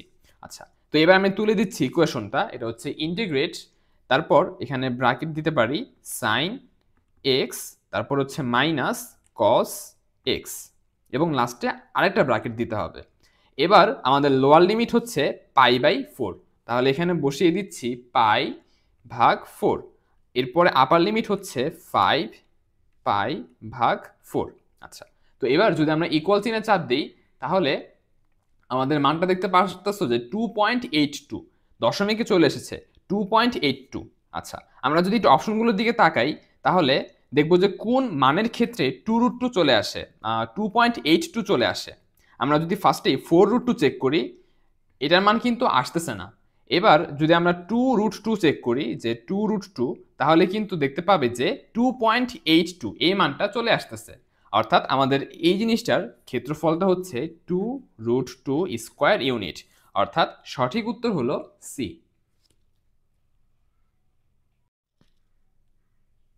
18 নম্বর এমসিকিউটা কনিক থেকে এসেছে। এখানে বলতেছে যে y স্কয়ার ইকুয়াল -2mx এর উপকেন্দ্র কোনটি?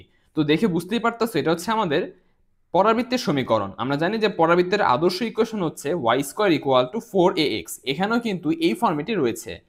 তো এখানে ফার্স্ট অফ অল আমরা মাইনাস লিখতেছি, তারপর আমাদের 4 লাগবে, এজন্য আমরা 4 দিচ্ছি, এবং ব্যালেন্স করার জন্য আমাদেরকে লিখতে হবে m/2। তাহলে দেখো আমাদের কিন্তু 2m চলে আসে। এরপরে x এর জায়গাতে x লিখে দিলাম। এবার যদি আমরা এটা কম্পেয়ার করি তাহলে বুঝতে পারবো যে আমাদের এর মানটা হচ্ছে m/2, এর মানটা হচ্ছে m/2। আর এখানে যেহেতু মাইনাস রয়েছে এখানে মাইনাস দিয়ে দিই। এবং দেখো এবার এটার চিত্র কি হবে? এখানে এসেছে y square equal two -4ax। তো যেহেতু x এর পাওয়ার 1 অর্থাৎ x একঘাতি, তাহলে কিন্তু পরাবৃত্তটা x অক্ষের দিকে হা করে থাকবে এবং x অক্ষের নেগেটিভ দিকে, কারণ মাইনাস রয়েছে। তাহলে আমাদের পরাবৃত্তের চিত্র হবে এরকম। তো এটা হচ্ছে আমাদের পরাবৃত্তের চিত্র। আচ্ছা, তাহলে এটার উপকেন্দ্র কোথায়? উপকেন্দ্র হবে এই বিন্দুতে। আচ্ছা, এরপর আমরা জানি যে পরাবৃত্তের এটা হচ্ছে শীর্ষবিন্দু, এই শীর্ষবিন্দু থেকে উপকেন্দ্রের দূরত্ব হচ্ছে a। তাহলে বুঝতে পারতেছো যে এই বিন্দুর স্থানাঙ্ক হবে -a,0। আর অলরেডি আমরা কিন্তু এর মানটা পেয়ে গিয়েছি m/2। তাহলে সুতরাং আমাদের যে উপকেন্দ্র সেটা হচ্ছে -a,0 অর্থাৎ -m/2, 0। তাহলে এই উত্তরটা কিন্তু বি নাম্বার অপশনে রয়েছে, অর্থাৎ সঠিক উত্তর হলো বি। আচ্ছা দেখো, এবার 19 নাম্বার এমসিকিউটা কনিক থেকে এসেছে। প্রশ্নে বলতেছে যে এই সমীকরণ বিশিষ্ট উপবৃত্তের ক্ষেত্রফল কত। তো আমরা জানি যে উপবৃত্তের ক্ষেত্রফল বের করার সূত্র হচ্ছে পাই এ বি। তো এই সমীকরণ থেকে আমাদের এ এবং বি এর মানটা বের করতে হবে। তার জন্য কিন্তু অবশ্যই আগে আদর্শ আকারে নিতে হবে। তো আদর্শ আকারে নেওয়ার জন্য আমরা যে কাজটা করব সেটা হচ্ছে এক্স গুলোকে একসাথে লিখব, 16x² প্লাস 32x। এরপরে y যেহেতু একটাই রয়েছে তো এটাকে লিখে দিচ্ছি প্লাস 9y², আর ধ্রুবকটাকে আমরা ডান পাশে পাঠিয়ে দিচ্ছি। আচ্ছা, তো আমরা এভাবে সাজিয়ে লিখলাম। এবার আমরা এখান থেকে কি করতে পারি যে 16 কমন নিতে পারি। তো যদি 16 কমন নেওয়া হয় তাহলে পাচ্ছি x² প্লাস 2x, আর বাকিটুকু যা আছে তাই রেখে দিচ্ছি। আচ্ছা, 128। এবার লক্ষ্য করো 16 কমন নিয়েছি, এখন এখানে আমাদেরকে কিন্তু একটা হোল স্কয়ার নিয়ে আসতে হবে, a প্লাস বি হোল স্কয়ারের সূত্র বানাতে হবে। তো আমাদের কাছে কিন্তু অলরেডি a² প্লাস 2ab রয়েছে। মানে আমি দেখো এটাকে কি বলতে পারি যে x² প্লাস 2x প্লাস 1। তো প্লাস 1 অ্যাড করে দিলে আমাদের কিন্তু a প্লাস বি হোল স্কয়ারের সূত্র হয়ে যায়। এরপর হচ্ছে প্লাস 9y² ইকুয়াল টু 128। তো এখানে দেখো সূত্র মিলাতে গিয়ে আমরা কিন্তু অতিরিক্ত 16 একে 16 নিয়ে এসেছি। এখানে কিন্তু আমরা অতিরিক্ত 1 আনিনি, আমরা অতিরিক্ত 16 নিয়ে এসেছি। তো যেহেতু এই পাশে অতিরিক্ত 16 যোগ করেছি, ব্যালেন্স করার জন্য এই পাশেও 16 যোগ করতে হবে। তারপর 16 ইন্টু এইটাকে আমরা লিখতে পারি x প্লাস 1 এর হোল স্কয়ার প্লাস হচ্ছে 9y²। আর এখানে দেখো 128 আর 16 যোগ করলে আমরা পেয়ে যাব 144। আচ্ছা, তো এরপরে আমরা জানি যে উপবৃত্তের আদর্শ ইকুয়েশনের ক্ষেত্রে এখানে কিন্তু 1 থাকতে হয়। তো 1 বানানোর জন্য আমরা এখন সবাইকে 144 দিয়ে ভাগ করে দিব। তাহলে 16x plus 1 whole square divided by 144 plus 9y² divided by 144 equal to, তাহলে এখানে 1 হয়ে যাবে। আচ্ছা, তো এবার যদি লক্ষ্য করো যে 16 আর 144 কাটাকাটি করলে আমরা কিন্তু নিচে 9 পাবো, অর্থাৎ x plus 1 whole square by এখানে পাচ্ছি 9। একইভাবে 9 আর 144 কাটাকাটি করলে আমরা এখানে পেয়ে যাব 16 ইকুয়াল টু হচ্ছে 1। তো উপবৃত্তের যে আদর্শ ইকুয়েশন এটা যদি আমি সাইডে লিখে দিই তাহলে এটা ছিল x minus h whole square divided by a square plus y minus k whole square divided by b square equal to 1। যেখানে আমাদের এই যে h, k হচ্ছে আমাদের উপবৃত্তের কেন্দ্র, h, k হচ্ছে উপবৃত্তের কেন্দ্র। তো এখানে বুঝতেই পারতেছো এই উপবৃত্তের কেন্দ্র হচ্ছে -1,0, -1,0। তো এই মানটা আমাদের লাগবে না, আমাদের জাস্ট এ আর বি এর মান লাগবে। তো এবার দেখো এখান থেকে কম্পেয়ার করলে আমরা বলতে পারি যে a² ইকুয়াল টু 9, অর্থাৎ a ইকুয়াল টু হচ্ছে 3। একইভাবে b² ইকুয়াল টু হচ্ছে 16, তাহলে b ইকুয়াল টু হবে 4। আমাদের জিজ্ঞেস করেছিল যে ক্ষেত্রফল কত। তো ক্ষেত্রফলের সূত্রটা আমরা কিন্তু শুরুতেই বলেছি, এটা হচ্ছে পাই এ বি। তাহলে পাই ইন্টু এ কত পেয়েছি আমরা 3, আর বি পেয়েছি 4। তাহলে ফাইনালি আমাদের উপবৃত্তের ক্ষেত্রফল হচ্ছে 3 4 12, 12 পাই বর্গ একক। তো এটা হচ্ছে আমাদের অ্যান্সার। এবার আমরা দেখব যে এটা কোন অপশনে রয়েছে। দেখতে পাচ্ছ 12 পাই অ্যান্সারটা কিন্তু সি নাম্বার অপশনে রয়েছে। তাহলে আমাদের সঠিক উত্তর হচ্ছে সি।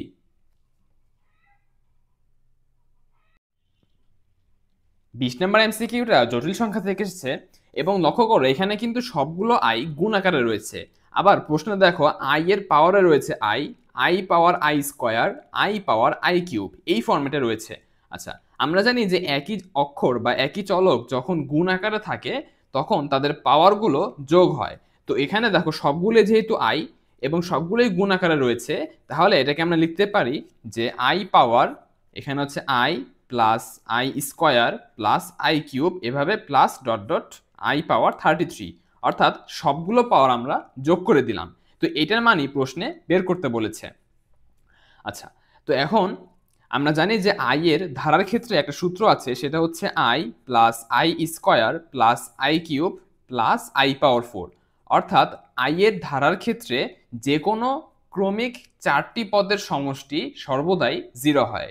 এখানে ম্যান্ডেটরি না যে প্রথম 4টাই হওয়া লাগবে, যে কোনো র্যান্ডম 4টা হলেই কিন্তু হয়। আমরা যদি নেই আই পাওয়ার 11 প্লাস, বা আমি ধরো এখানে নিচ্ছি 13, যে কোনো সংখ্যা নিলেই হচ্ছে i power 13 plus i power 14 plus i power 15 এবং 16। এই 4টা যে কোনো সংখ্যা হতে পারে, কিন্তু সেগুলোকে অবশ্যই ক্রমিক হতে হবে, তাহলে এই 4টার যোগফলও কিন্তু 0 আসবে। আচ্ছা, তো এখানে আমাদের দেখো উপরে রয়েছে আই পাওয়ার 1 থেকে আই পাওয়ার 33 পর্যন্ত। তো এটা নিয়ম হচ্ছে যতগুলো পদসংখ্যা থাকবে আমাদের দেখতে হবে যে পদসংখ্যা কয়টি। এখানে আমরা বুঝতে পারতেছি যে এখানে পদসংখ্যা হচ্ছে 33টি। তো দেখো 33টি পদ হলে প্রথম যে 32টা, এই 32 কিন্তু 4-এর গুণিতক, অর্থাৎ প্রথম 32টি পদের সমষ্টি হবে 0। এই টাইপের ম্যাথ করার নিয়ম হচ্ছে কি, যে আমরা যে 33 রয়েছে সেই 33কে আমরা চাইলে 4 দিয়ে ভাগ করতে পারি। 33কে 4 দ্বারা ভাগ করতে পারি, তাহলে 4টা 32, ভাগশেষ থাকে 1।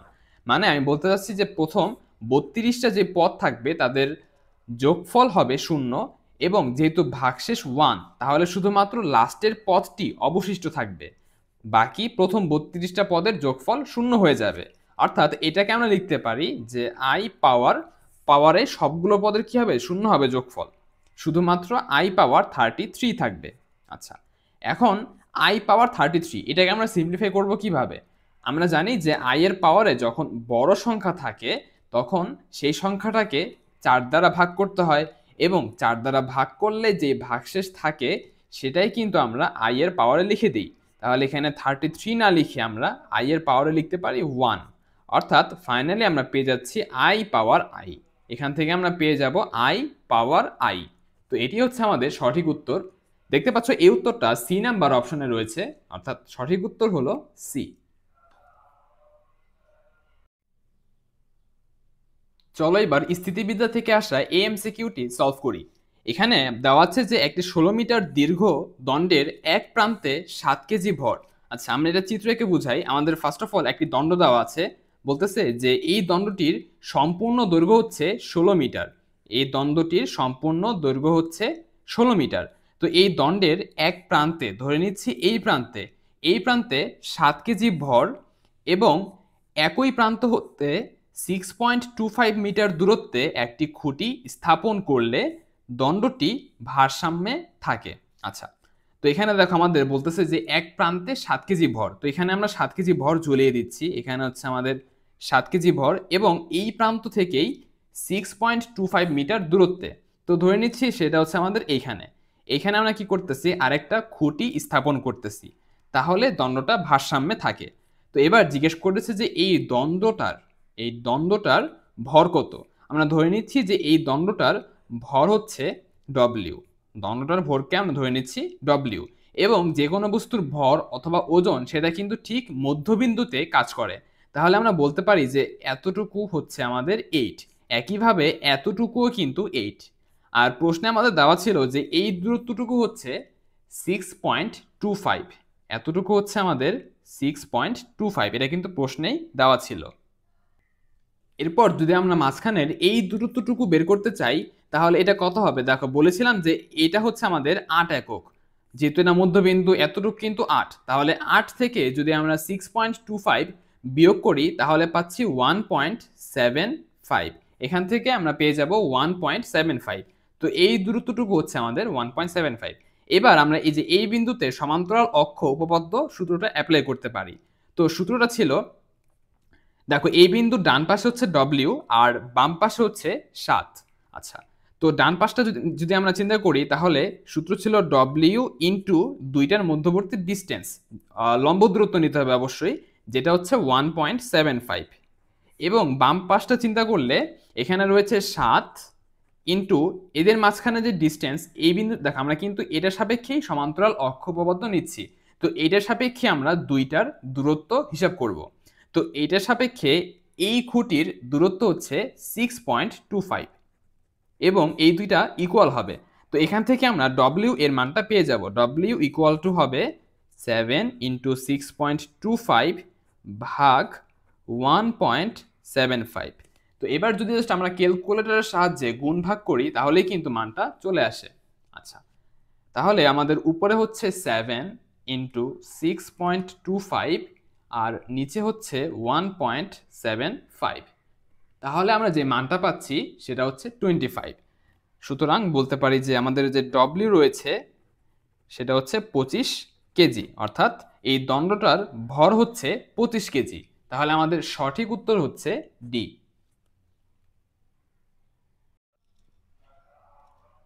আচ্ছা, চলো এবার ত্রিকোণমিতির এই এমসিকিউটা সলভ করি। এখানে বলতেছে যে কট theta into cot 2 theta equal 1 হলে থিটা এর মান কত। তো আমরা ফার্স্ট অফ অল কি করতে পারি, কট থেকে কস এবং সাইন লিখতে পারি। এটাকে লিখতে পারি cos theta by sine theta into এটাকে লিখতে পারি cos 2 theta divided by sine 2 theta equal to হচ্ছে 1। এরপর দেখো এই সাইনগুলো ভাগ আকারে আছে, এপাশে গেলে কি হবে, গুণ হবে। অর্থাৎ cos theta into cos 2 theta equal হবে sine theta into sine 2 theta. তারপর এই দেখো এই দুটো জিনিস কি আকারে আছে, প্লাস আকারে আছে, এপাশে নিয়ে আসলে মাইনাস হবে। তাহলে লাইনটা দাঁড়ায় cos theta into cos 2 theta minus sine theta into sine 2 theta equal to হচ্ছে 0। যেহেতু আমরা এটা বিয়োগ আকার নিয়ে এসেছি তাহলে কিন্তু একপাশে 0 হয়ে যাবে। এবার cos a cos b minus sin a sin b, এটার সূত্র হচ্ছে cos a প্লাস b অর্থাৎ theta plus 2 theta equal to হচ্ছে 0। তারপর আমরা কি লিখতে পারি যে cos 3 থিটা ইকুয়াল টু 0। এখন আমরা জানি যে cos x এর মান যদি 0 হয় তাহলে x ইকুয়াল টু হতো 2n প্লাস 1 পাই বাই 2। তো এখানে যেহেতু আমাদের x নেই, এখানে রয়েছে 3 থিটা, আমরা এখানে x না লিখে 3 থিটা লিখেছি। তাহলে x 3 থিটা এর মান হচ্ছে এটা। তাহলে থিটা এর মানটা কত হবে, জাস্ট এপাশে 3 গুণ আকারে আছে, এপাশে পাঠালে ভাগ হবে। তাহলে লাইনটা দাঁড়াবে পাই বাই 6। তাহলে ফাইনালি আমাদের থিটা এর মান হচ্ছে 2n প্লাস 1 পাই বাই 6। আর এটা কিন্তু আমাদের বিপরীত ত্রিকোণমিতির সূত্র, আমাদেরকে জাস্ট সূত্রগুলো মনে রাখতে হবে। আচ্ছা, তো দেখতেই পাচ্ছ এই উত্তরটা কিন্তু আমাদের সি নাম্বার অপশনেই রয়েছে। তাহলে আমাদের সঠিক উত্তর হচ্ছে সি। 23 নাম্বার এমসিকিউটা বিপরীত ত্রিকোণমিতির একটা এমসিকিউ এবং এটাও কিন্তু আমরা খুব সহজেই সলভ করতে পারি। এখানে দেখো half sign inverse 2x equal sign inverse y দেওয়া আছে, বলছে যে x এর মান কত। তো আমরা কি করব, এই x এর পাশে যেগুলো আছে সেগুলোকে আস্তে আস্তে ডান পাশে পাঠিয়ে দিব। তো ফার্স্টে যদি আমরা হাফকে পাঠিয়ে দেই তাহলে হবে sign inverse 2x equal to 2 sign inverse y। তারপর আমরা যদি এই সাইন ইনভার্সটাকে এই পাশে পাঠিয়ে দেই তাহলে পাবো 2x ইকুয়াল টু সাইন তার ভিতরে 2 সাইন ইনভার্স y। সাইন ইনভার্সকে পাঠালে এই পাশে কিন্তু এটা সাইন হয়ে যাবে। তো এবার লক্ষ্য করো আমাদের এখানে সূত্র হয়েছে সাইন 2 থিটা। সাইন 2 থিটা এর সূত্র হচ্ছে, আচ্ছা তাহলে 2x equal to sign 2 theta এর সূত্র আমরা জানি 2 সাইন থিটা। তো এখানে থিটা মানে হচ্ছে সাইন ইনভার্স y, এটাকে আমরা বলতেছি থিটা। আচ্ছা, তাহলে 2 সাইন থিটা অর্থাৎ এখানে ব্র্যাকেটে লিখতে হবে সাইন ইনভার্স y। তো 2 সাইন থিটা ইনটু হচ্ছে cos থিটা। আচ্ছা, তাহলে আমরা এখান থেকে দেখো দুই পাশ থেকে কিন্তু 2 কেটে দিতে পারি। তাহলে x ইকুয়াল টু সাইন আর সাইন ইনভার্স কাটাকাটি যায়, শুধুমাত্র y থাকে। আর এখানে থাকতেছে cos তার ভিতরে সাইন ইনভার্স y। তো এখন আমাদেরকে কি করতে হবে, এই সাইন ইনভার্সটাকে cos ইনভার্সে রূপান্তর করতে হবে যাতে করে আমরা cos এবং cos ইনভার্স কেটে দিতে পারি। আচ্ছা, তো এটা আমরা করতে পারি একটা ত্রিভুজ এঁকেই। দেখো এখানে যেহেতু সাইন ইনভার্স y রয়েছে, আমরা জানি কি যে সাইনের সূত্র হচ্ছে লম্ব বাই অতিভুজ। তো লম্ব হচ্ছে y আর অতিভুজ কত 1, তাহলে লম্ব y অতিভুজ হচ্ছে 1। এখান থেকে ভূমি হবে আমাদের root over of 1 minus y square, just পিথাগোরাসের সূত্র অ্যাপ্লাই করেছি। আচ্ছা, তো এবার দেখো y কজের জায়গায় cos থাকতেছে, আমরা যদি সাইন ইনভার্সকে cos ইনভার্স লিখতে চাই তাহলে এখানে লিখতে হবে ভূমি বাই অতিভুজ। তো ভূমি হচ্ছে root over of 1 minus y square আর অতিভুজ হচ্ছে 1। আচ্ছা, তারপর x ইকুয়াল টু y। তো এটা লেখার ফলে আমাদের দেখো কস আর কজ ইনভার্স কাটাকাটি যাবে, তাহলে শুধুমাত্র ব্র্যাকেটের ভিতরে যে জিনিসটা থাকবে সেটা হচ্ছে রুট ওভার অফ 1 - y²। নিচে কিন্তু 1 লেখা লাগে না। আচ্ছা, তো এটাই হচ্ছে আমাদের এক্স এর মান। এবার যদি আমরা লক্ষ্য করি অপশনগুলোর দিকে, তাহলে ডি নাম্বার অপশনে কিন্তু আমাদের এটা রয়েছে, এখানে দুইটা গুণ আকারে আছে, y ইন্টু রুট 1 - y², অর্থাৎ আমাদের সঠিক উত্তর হচ্ছে ডি।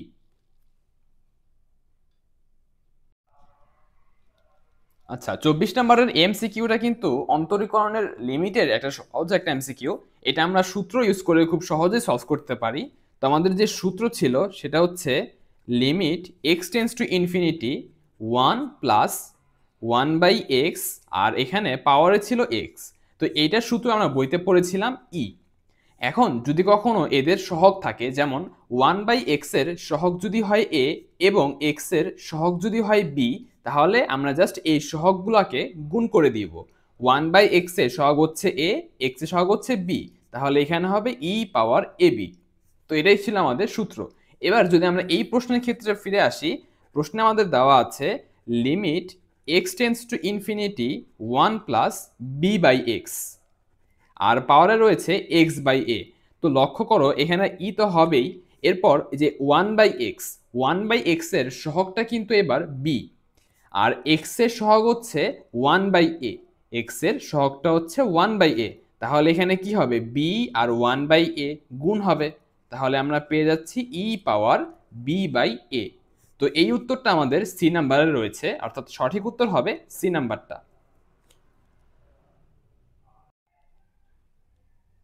25 নাম্বার এমসিকিউটা কিন্তু খুবই কমন একটা এমসিকিউ। প্রশ্নে বলতেছে যে cos tan inverse sine cot inverse x এর মান কত হবে। তো এই ম্যাথগুলো আমরা কিভাবে করি দেখো, আমরা শেষের থেকে আসি। এখানে আমাদের দেওয়া আছে কট inverse x. First of all আমরা কট ইনভার্সকে সাইন ইনভার্সে রূপান্তর করি, তাহলে সাইন এবং সাইন ইনভার্স কাটাকাটি যায়। এরপরে টেন ইনভার্সে চলে আসে, তারপর আমরা কি করি টেন ইনভার্সকে কজ ইনভার্সে রূপান্তর করি। আচ্ছা, তো ফার্স্টে আমরা কি করব, এখান থেকে কট ইনভার্স এক্সকে সাইন ইনভার্সে রূপান্তর করব। আচ্ছা, তো আমাদের চিত্র আঁকতে হবে। তো কটের সূত্র আমরা জানি ভূমি বাই লম্ব, অর্থাৎ ভূমি হচ্ছে এক্স, লম্ব হচ্ছে 1, তাহলে অতিভুজ কত হবে, অতিভুজ হবে root over of 1 plus x²। আচ্ছা, তাহলে এবার আমরা লিখতে পারি যে কস টেন ইনভার্স এরপরে সাইন, এবার এখানে যে কট ইনভার্স রয়েছে এটাকে যদি আমরা সাইন ইনভার্স লিখতে চাই, তাহলে কট ইনভার্সের বেলায় ছিল এক্স, সাইন ইনভার্সের বেলাতে আমাদের লিখতে হবে লম্ব বাই অতিভুজ, যেখানে লম্ব হচ্ছে 1 আর অতিভুজ হচ্ছে রুট 1 প্লাস x²। আচ্ছা, তাহলে বুঝতে পারতেছো আমাদের সাইন এবং সাইন ইনভার্স কাটাকাটি গেলে থাকতেছে কস টেন ইনভার্স। তো এই দুটা কাটাকাটি গেল, এরপর থাকতেছে 1/রুট ওভার অফ 1 প্লাস x²। তো এবার আগের মতো স্টেপ করতে হবে, জাস্ট টেন ইনভার্সটাকে কজ ইনভার্সে রূপান্তর করতে হবে। তো আমরা আরো একবার চিত্র এঁকে নিচ্ছি। দ্বিতীয় ক্ষেত্রে দেখো টেন ইনভার্স অর্থাৎ লম্ব বাই ভূমি। তো আমাদের লম্বের মানটা হচ্ছে 1 আর ভূমির মানটা হচ্ছে রুট 1 প্লাস x²। তো এখান থেকে যদি আমরা অতিভুজ বের করি সেটা কত হবে, রুট ওভার অফ লম্ব স্কোয়ার প্লাস ভূমি স্কোয়ার। তো এটাকে স্কোয়ার করলে কিন্তু রুট থাকবে না, তাহলে হবে 1 প্লাস x², অর্থাৎ অতিভুজের মানটা আমরা পেয়ে গেলাম root over of 2 plus x²। তাহলে দেখো টেন ইনভার্সকে যদি আমরা কজ ইনভার্স লিখি, তাহলে এখানে হবে ভূমি অর্থাৎ রুট 1 প্লাস x², নিচে হবে অতিভুজ অর্থাৎ এটা root over of 2 plus x²। তাহলে কিন্তু আমাদের এই যে কজ আর কজ ইনভার্স কাটাকাটি গিয়ে ফাইনালি অ্যান্সারটা হচ্ছে root over of 1 plus x², আর নিচে 2 প্লাস x²। এটাই হচ্ছে আমাদের নির্ণয় অ্যান্সার। তো আমরা দেখব যে এই উত্তরটা কোন অপশনে রয়েছে। তো আমরা দেখতে পাচ্ছি যে এই উত্তরটা কিন্তু ডি নাম্বার অপশনে রয়েছে, অর্থাৎ সঠিক উত্তর হলো ডি। 26 নাম্বার এমসিকিউটা গতিবিদ্যার একটা এমসিকিউ। এখানে আমাদের প্রশ্নে বলতেছে ভূমি হতে এত বেগে আনুভূমিকের সাথে 30 ডিগ্রি কোণে নিক্ষিপ্ত প্রাসের আনুভূমিক পাল্লা কত। তো এটা কিন্তু আমরা খুব সহজে সূত্র অ্যাপ্লাই করেই করতে পারি। আনুভূমিক পাল্লা বের করার সূত্র ছিল r equal to u square sine 2 alpha divided by g. এখন জাস্ট মানগুলো বসিয়ে দিব। ইউ এর মান প্রশ্নে দেওয়া আছে 18.4 এর স্কয়ার, তারপর হচ্ছে সাইন 2 আলফা। তাহলে এখানে সাইন ইন্টু হচ্ছে 2 আলফা। তো দেখো আলফা দেওয়া আছে কত, 30 ডিগ্রি, তাহলে 2 আলফা হবে 60 ডিগ্রি, ডিভাইডেড বাই জি হচ্ছে 9.8। তারপর এই মানটা আমরা ক্যালকুলেটরের সাহায্যে করে দেখাচ্ছি। এখানে আমাদের উপরে হবে 18.4 এর স্কয়ার ইন্টু সাইন 60। আচ্ছা এখানে দেখ আমাদের কিন্তু ক্যালকুলেটর রেডিয়ান মোডে রয়েছে, তাহলে আমরা কি লিখবো, সাইন 60 না লিখে আমাদেরকে লিখতে হবে π/3, π/3। তোমাদের যদি এখানে ডিগ্রি মোডে থাকে তাহলে অবশ্যই 60 লিখতে পারো, আমার যেহেতু রেডিয়ানে রয়েছে এজন্য আমি π/3 লিখতেছি। আর নিচে হচ্ছে 9.8। তো এবার ইকুয়াল চিহ্নে দিলে আমাদের মানটা দেখো সাইন্টিফিক মোডে এসেছে, নর্মাল মোডে নিচ্ছি এটাকে, নর্মাল মোডে যদি নিয়ে যাই নাম্বার ফরম্যাট তারপর হচ্ছে 3। আচ্ছা তাহলে মানটা চলে আসে 29.918 অথবা 92 বলতে পারি। তাহলে এখান থেকে আমরা পেয়ে যাচ্ছি 29.92 মিটার। আচ্ছা তো এটাই হচ্ছে আমাদের উত্তর। দেখতে পাচ্ছ যে এই উত্তরটা বি নাম্বার অপশনে রয়েছে, তাহলে সঠিক উত্তর হলো বি।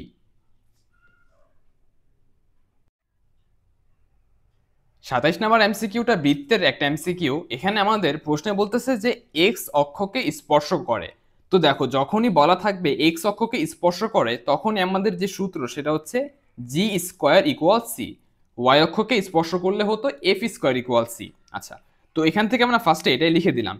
এরপর বলতেছে এমন একটি বৃত্তের কেন্দ্র 4,5, বৃত্তের কেন্দ্র দেওয়া আছে, অর্থাৎ মাইনাস জি কমা মাইনাস এফ এর মান দেওয়া আছে 4,5। বৃত্তের কেন্দ্রকে আমরা প্রকাশ করি মাইনাস জি কমা মাইনাস এফ এর মাধ্যমে। তো এখান থেকে আমরা বলতে পারি যে মাইনাস জি এর মান হচ্ছে 4, তাহলে জি এর মান হচ্ছে -4। একইভাবে এফ এর মান হবে -5, এফ এর মানটা হবে -5। তো দেখো শুরুতে আমরা কি বলেছিলাম যে এই বৃত্তটা এক্স অক্ষকে স্পর্শ করে, অর্থাৎ সি ইকুয়াল জি স্কোয়ার। তো আমরা যেহেতু জি এর মানটা জানি তাহলে সি হবে -4 এর হোল স্কোয়ার অর্থাৎ 16। তাহলে কিন্তু আমরা বৃত্তের জি, এফ এবং সি এর মানটা পেয়ে গেলাম। তো এবার জিজ্ঞেস করতেছে যে বৃত্তটি দ্বারা ওয়াই অক্ষ হতে খণ্ডিত অংশের দৈর্ঘ্য কত একক। তো ওয়াই অক্ষের খণ্ডিতাংশ দৈর্ঘ্য বের করার যে সূত্র, ওয়াই অক্ষের, আমি এখানে লিখতেছি যে ওয়াই অক্ষের খণ্ডিতাংশ, তো এটা বের করার সূত্র ছিল 2√অফ এফ স্কোয়ার মাইনাস সি।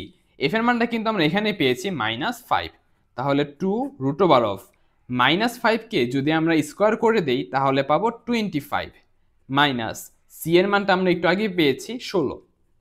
তো বুঝতে পারতেছো 2√অফ এখানে বিয়োগ করলে থাকতেছে 9, অর্থাৎ 2 × 3।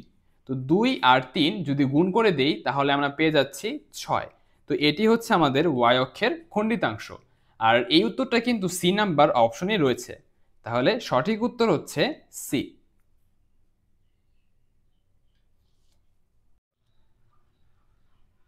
28 নাম্বার এমসিকিউটা বৃত্ত থেকে এসেছে এবং প্রশ্ন বলতেছে যে এই বৃত্তের একটি স্পর্শক 4x + 3y = k হলে k এর মান কত।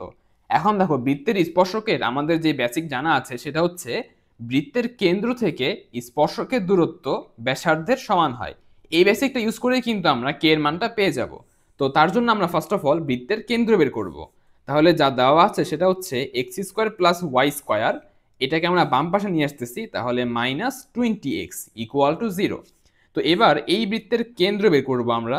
আমরা জানি যে কেন্দ্র বের করার সূত্র হচ্ছে x এর সহগকে -2 দিয়ে ভাগ করতে হয় এবং y এর সহগকেও -2 দিয়ে ভাগ করতে হয়। দেখতে পাচ্ছ x এর সহগ -20, এটাকে -2 দিয়ে ভাগ করেছি, আর y যুক্ত কোনো পদ নেই, এজন্য y এর সহগ হচ্ছে 0। আচ্ছা তাহলে এখান থেকে আমরা পেয়ে যাচ্ছি 10,0। এটা হচ্ছে আমাদের কেন্দ্র। এবার আমরা ব্যাসার্ধ বের করব। তো ব্যাসার্ধ বের করার যে সূত্র সেটা হচ্ছে √অফ g² + f² - c।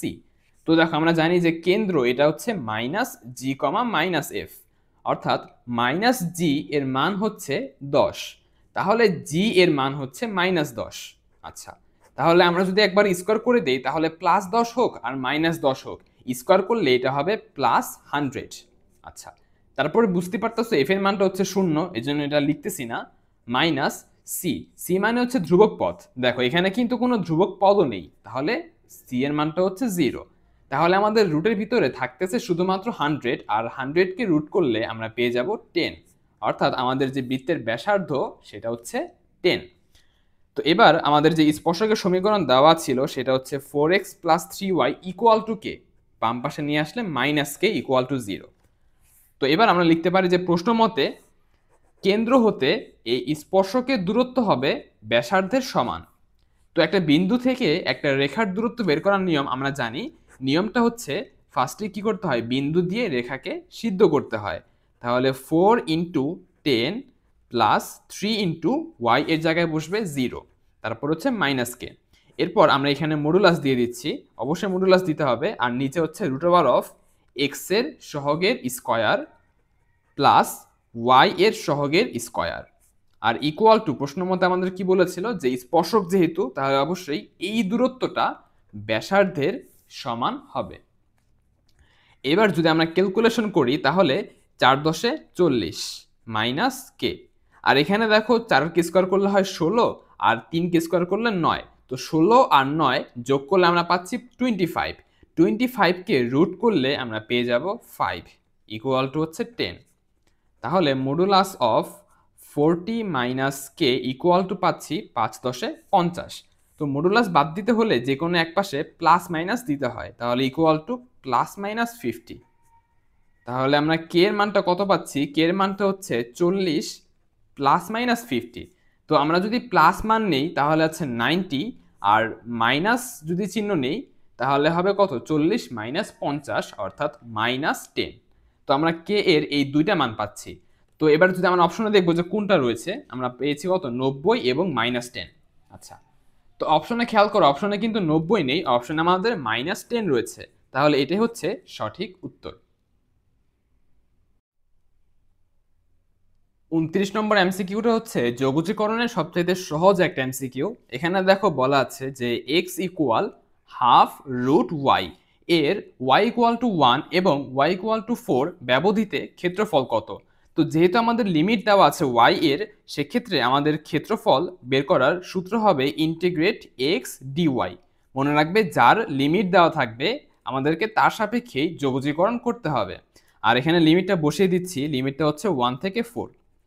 তাহলে বুঝতেই পারতেছো এখানে আমাদের y এর রাশি বসবে, অর্থাৎ x এর মান বসবে।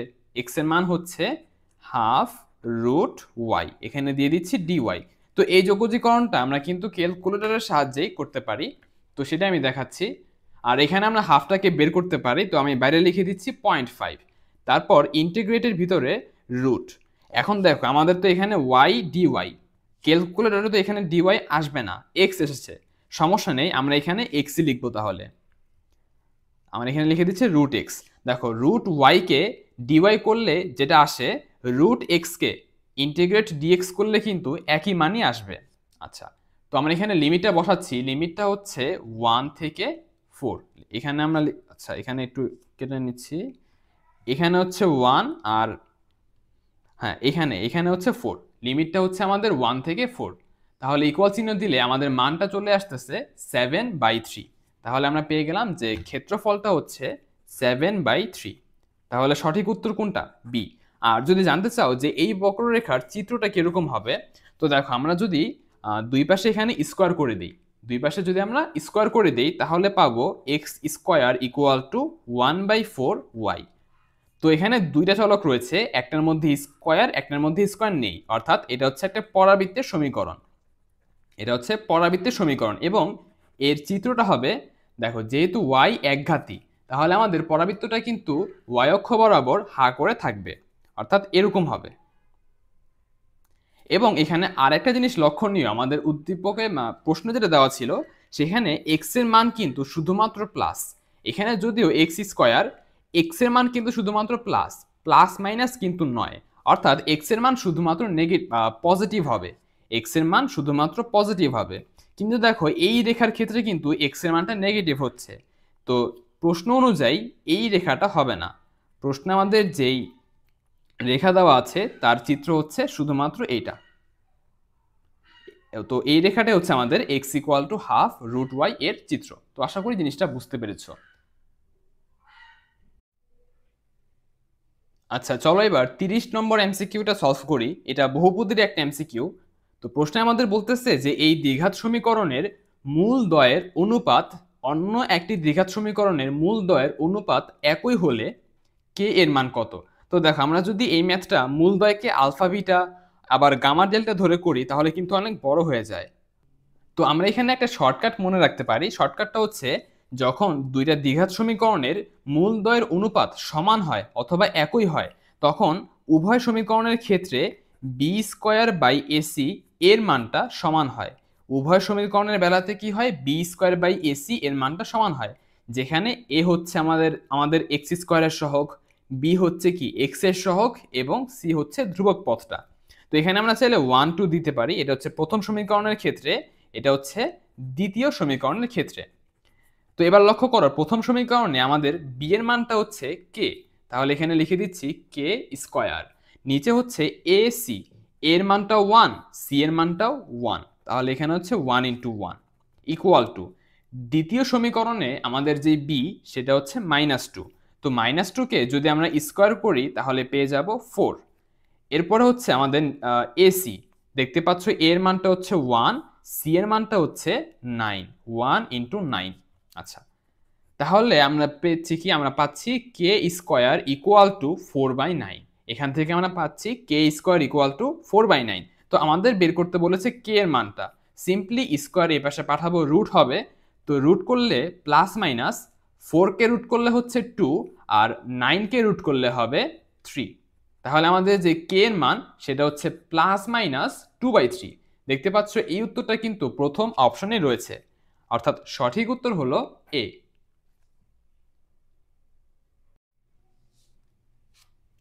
কনিকের এমসিকিউতে বলতেছে যে 25x² প্লাস 16y² ইকুয়াল 400 উপবৃত্তটির উৎকেন্দ্রিকতা কত হবে। তো আমরা জানি যে উৎকেন্দ্রিকতা বের করার সূত্র হচ্ছে ই সমান সমান √1 মাইনাস a²/b²। তো এখানে কিন্তু মাঝে মধ্যে a²/b² হয়, আবার মাঝে মধ্যে b²/a² হয়। তো যেটা বড় সেটা নিচে বসে। আচ্ছা, তো এ আর বি দুইটার মধ্যে কোনটা বড় সেটা জানার জন্য আমাদেরকে আগে এই সমীকরণটাকে আদর্শ আকারে প্রকাশ করতে হবে। তো আদর্শ আকারে প্রকাশ করার জন্য এখানে কিন্তু 1 থাকতে হয়। তো আমরা সিম্পলি সবাইকে 400 দিয়ে ভাগ করতে পারি। তো 400 দ্বারা ভাগ করলে 25x² ডিভাইডেড বাই 400 প্লাস এখানে হবে 16y² divided by 400 equal to হচ্ছে 1। তাহলে দেখো 25 আর 400 কাটাকাটি করলে আমরা পেয়ে যাব 16। একইভাবে 16 আর 400 কাটাকাটি করলে আমরা এখানে পাবো 25 ইকুয়াল টু হচ্ছে 1। তো বুঝতে পারতেছো এটা হচ্ছে এ স্কোয়ার, এটা হচ্ছে বি স্কোয়ার। তো যেহেতু বি স্কোয়ারের মানটা বড়, সেহেতু নিচে হবে আমাদের বি স্কোয়ার। তো আমি একবারে লিখে দিচ্ছি, এখানে 16 আর এখানে 25। উৎকেন্দ্রিকতার সূত্রে সর্বদাই কিন্তু ছোটটা বাই বড়টা হয় উপবৃত্তের বেলাতে। আচ্ছা, এবার নর্মালি আমরা এখানে ক্যালকুলেশন করব, তাহলে নিচে হচ্ছে 25, এখানে হবে 25 মাইনাস 16। তো দেখো এখানে 25 মাইনাস 16 করলে আমরা পাচ্ছি 9 ডিভাইডেড বাই 25, এটাকে রুট করতে হবে। তো রুট করলে আমরা পেয়ে যাব 3/5। তো এটি হচ্ছে আমাদের উৎকেন্দ্রিকতা, অর্থাৎ আমাদের সঠিক উত্তর হচ্ছে বি। 32 নম্বর এমসিকিউটা বহুপদী থেকে এসেছে এবং এটা কিন্তু খুবই সহজ একটা এমসিকিউ। প্রশ্নে আমাদের একটি ত্রিঘাত রাশি দেওয়া আছে, বলতেছে যে এই সমীকরণটির একটি মূল 3 + √5i হলে অপর মূলগুলি কত হবে। তো আমরা জানি যে জটিল মূলগুলো কিন্তু পরস্পর অনুবন্ধী হয়, অর্থাৎ একটা মূল যদি হয় 3 + √5i, তাহলে আরেকটা মূল হবে 3 - √5i, জাস্ট এর অনুবন্ধী, অর্থাৎ i এর চিহ্ন চেঞ্জ করতে হবে। তো আমরা কিন্তু আরেকটা মূল পেয়ে গেলাম। এবার তৃতীয় মূলটাকে আমরা ধরে নিচ্ছি আলফা। তো এই হচ্ছে আমাদের তিনটা মূল। এখন বহুপদীতে আমরা পড়েছিলাম যে তিনটা মূলের যোগফল ইকুয়াল টু হচ্ছে -b/a। তো এখানে যদি লক্ষ্য করো, মাইনাস বি এর মান হচ্ছে x² সহগ, যেটা হচ্ছে -9, তাহলে এখানে হবে -9, আর এ হচ্ছে x³ সহগ, যেটা হচ্ছে 1। তাহলে এখান থেকে আমরা পাচ্ছি মাইনাসে মাইনাসে +9, আর এখানে যদি আমরা যোগ বিয়োগ করি তাহলে √5i এবং মাইনাসে √5i কাটাকাটি যায়, থাকতেছে 3 + 3 অর্থাৎ 6 + আলফা ইকুয়াল টু 9। তাহলে আলফা এর মানটা হচ্ছে 9 - 6 অর্থাৎ 3। তাহলে আমাদের দেখো বাস্তব মূলটা হচ্ছে 3 এবং অবাস্তব মূলটা হচ্ছে 3 মাইনাস √5i। তাহলে অপর মূলগুলো হলো এই যে এটা 3 মাইনাস √5i এবং 3, অর্থাৎ সঠিক উত্তর হচ্ছে সি। চলো এবার জটিল সংখ্যা থেকে আসা এই ম্যাথটা সলভ করি। এখানে আমাদের বলতেছে যে x³ - 1 = 0 এর জটিল মূল আলফা বিটা হলে 1/α + 1/β মডুলাস কত হবে। তো দেখো এখানে আমাদের দেওয়া আছে x³ বলতে পারি যে =1, তাহলে x কত হবে, √1, অর্থাৎ আমাদের x হচ্ছে 1 এর ঘনমূল অর্থাৎ এককের ঘনমূল। আমরা জানি যে এককের ঘনমূল তিনটা হচ্ছে 1, ওমেগা এবং ওমেগা স্কয়ার, যেখানে 1 হচ্ছে বাস্তব মূল আর এই যে ওমেগা ওমেগা স্কয়ার এগুলো হচ্ছে কি জটিল মূল। তো এগুলোই হচ্ছে প্রশ্নে আলফা বিটা। তাহলে আমরা বুঝতে পারতেছি যে আলফা এর মান হচ্ছে ওমেগা এবং বিটা এর মান হচ্ছে ওমেগা স্কয়ার। তো এবার প্রশ্ন বের করতে বলেছে মডুলাস অফ 1/α প্লাস 1/β। তাহলে মান বসিয়ে দিলে পাচ্ছি 1/ওমেগা প্লাস 1/ওমেগা স্কয়ার। আচ্ছা, এখন আমরা তো 1/ওমেগা 1/ওমেগা স্কয়ার এগুলোর মান জানি না। তো আমরা জানি যে ওমেগা কিউব সমান সমান হয় 1। আমরা জানি যে ওমেগা কিউব ইকুয়াল টু হয় 1। তো এবার আমরা যে কাজটা করব সেটা হচ্ছে আমরা হরের মধ্যে ওমেগা কিউব বানাবো। তো তার জন্য দেখো এটাকে আমরা লব এবং হরকে ওমেগা স্কয়ার দিয়ে গুণ করব। তাহলে এখানে ওমেগা স্কয়ার আর নিচে চলে আসবে ওমেগা কিউব।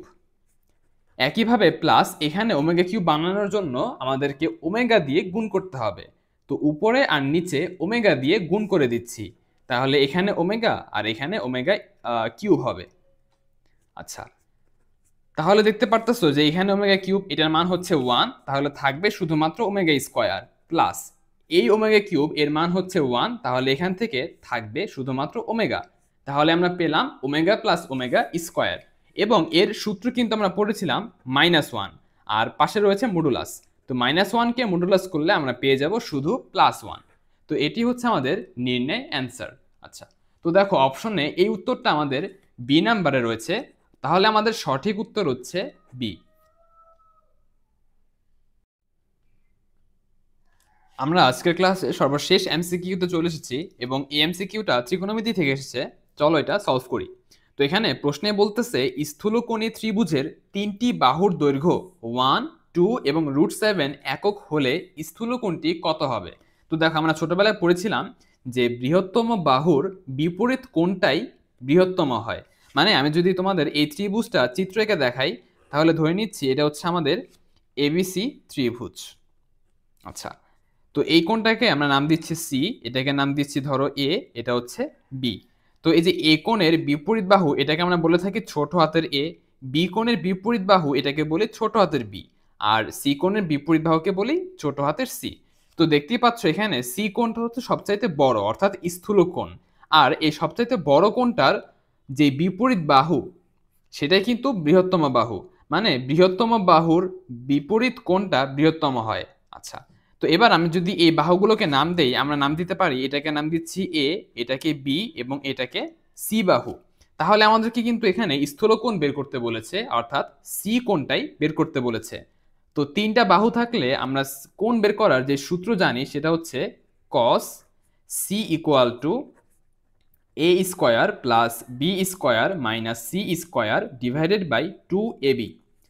তো এখানে আমাদের এর মানটা হচ্ছে 1 প্লাস বি এর মানটা হচ্ছে 2 এবং সি এর মানটা হচ্ছে √7 আর নিচে হচ্ছে 2ab, a1 আর b হচ্ছে 2। আচ্ছা, তো এরপর আমরা এখান থেকে সিম্পলি ক্যালকুলেশন করতে পারি। 2 কি স্কয়ার করলে হচ্ছে আমাদের 4, 4 আর 1 করলে আমরা পাচ্ছি 5, মাইনাস √7 কি স্কয়ার করলে থাকে 7 আর নিচে দেখো 2 দুগুণে 4।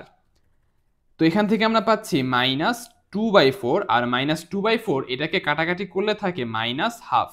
তাহলে কিন্তু আমরা পাচ্ছি যে cos c ইকুয়াল টু -1/2। আর আমরা জানি একমাত্র cos 120 ডিগ্রি এর মানে কিন্তু হাফ হয়। তো বুঝতে পারতেছো যে c কোণের মানটা হচ্ছে 120 ডিগ্রি, অর্থাৎ আমাদের সঠিক উত্তর হচ্ছে বি নাম্বারটা। তো এরই মাধ্যমে আজকের ক্লাসটি শেষ হলো। ক্লাসটি যারা সম্পূর্ণ করেছো তাদেরকে অসংখ্য ধন্যবাদ। আজকের ক্লাসটি তোমাদের কাছে কেমন লেগেছে সেটা কিন্তু অবশ্যই কমেন্ট করে জানাবে, এবং ভালো লাগলে অবশ্যই তোমার ফ্রেন্ডসদের সাথে ক্লাসটি শেয়ার করবে। আর এর পূর্বে কিন্তু আমরা বুটেক্স এবং আইইউটি এর কোশ্চেন ব্যাংকও সলভ করেছি, তোমরা চাইলে সেই ক্লাসগুলো করে নিতে পারো। দেখা হচ্ছে পরবর্তী ক্লাসে।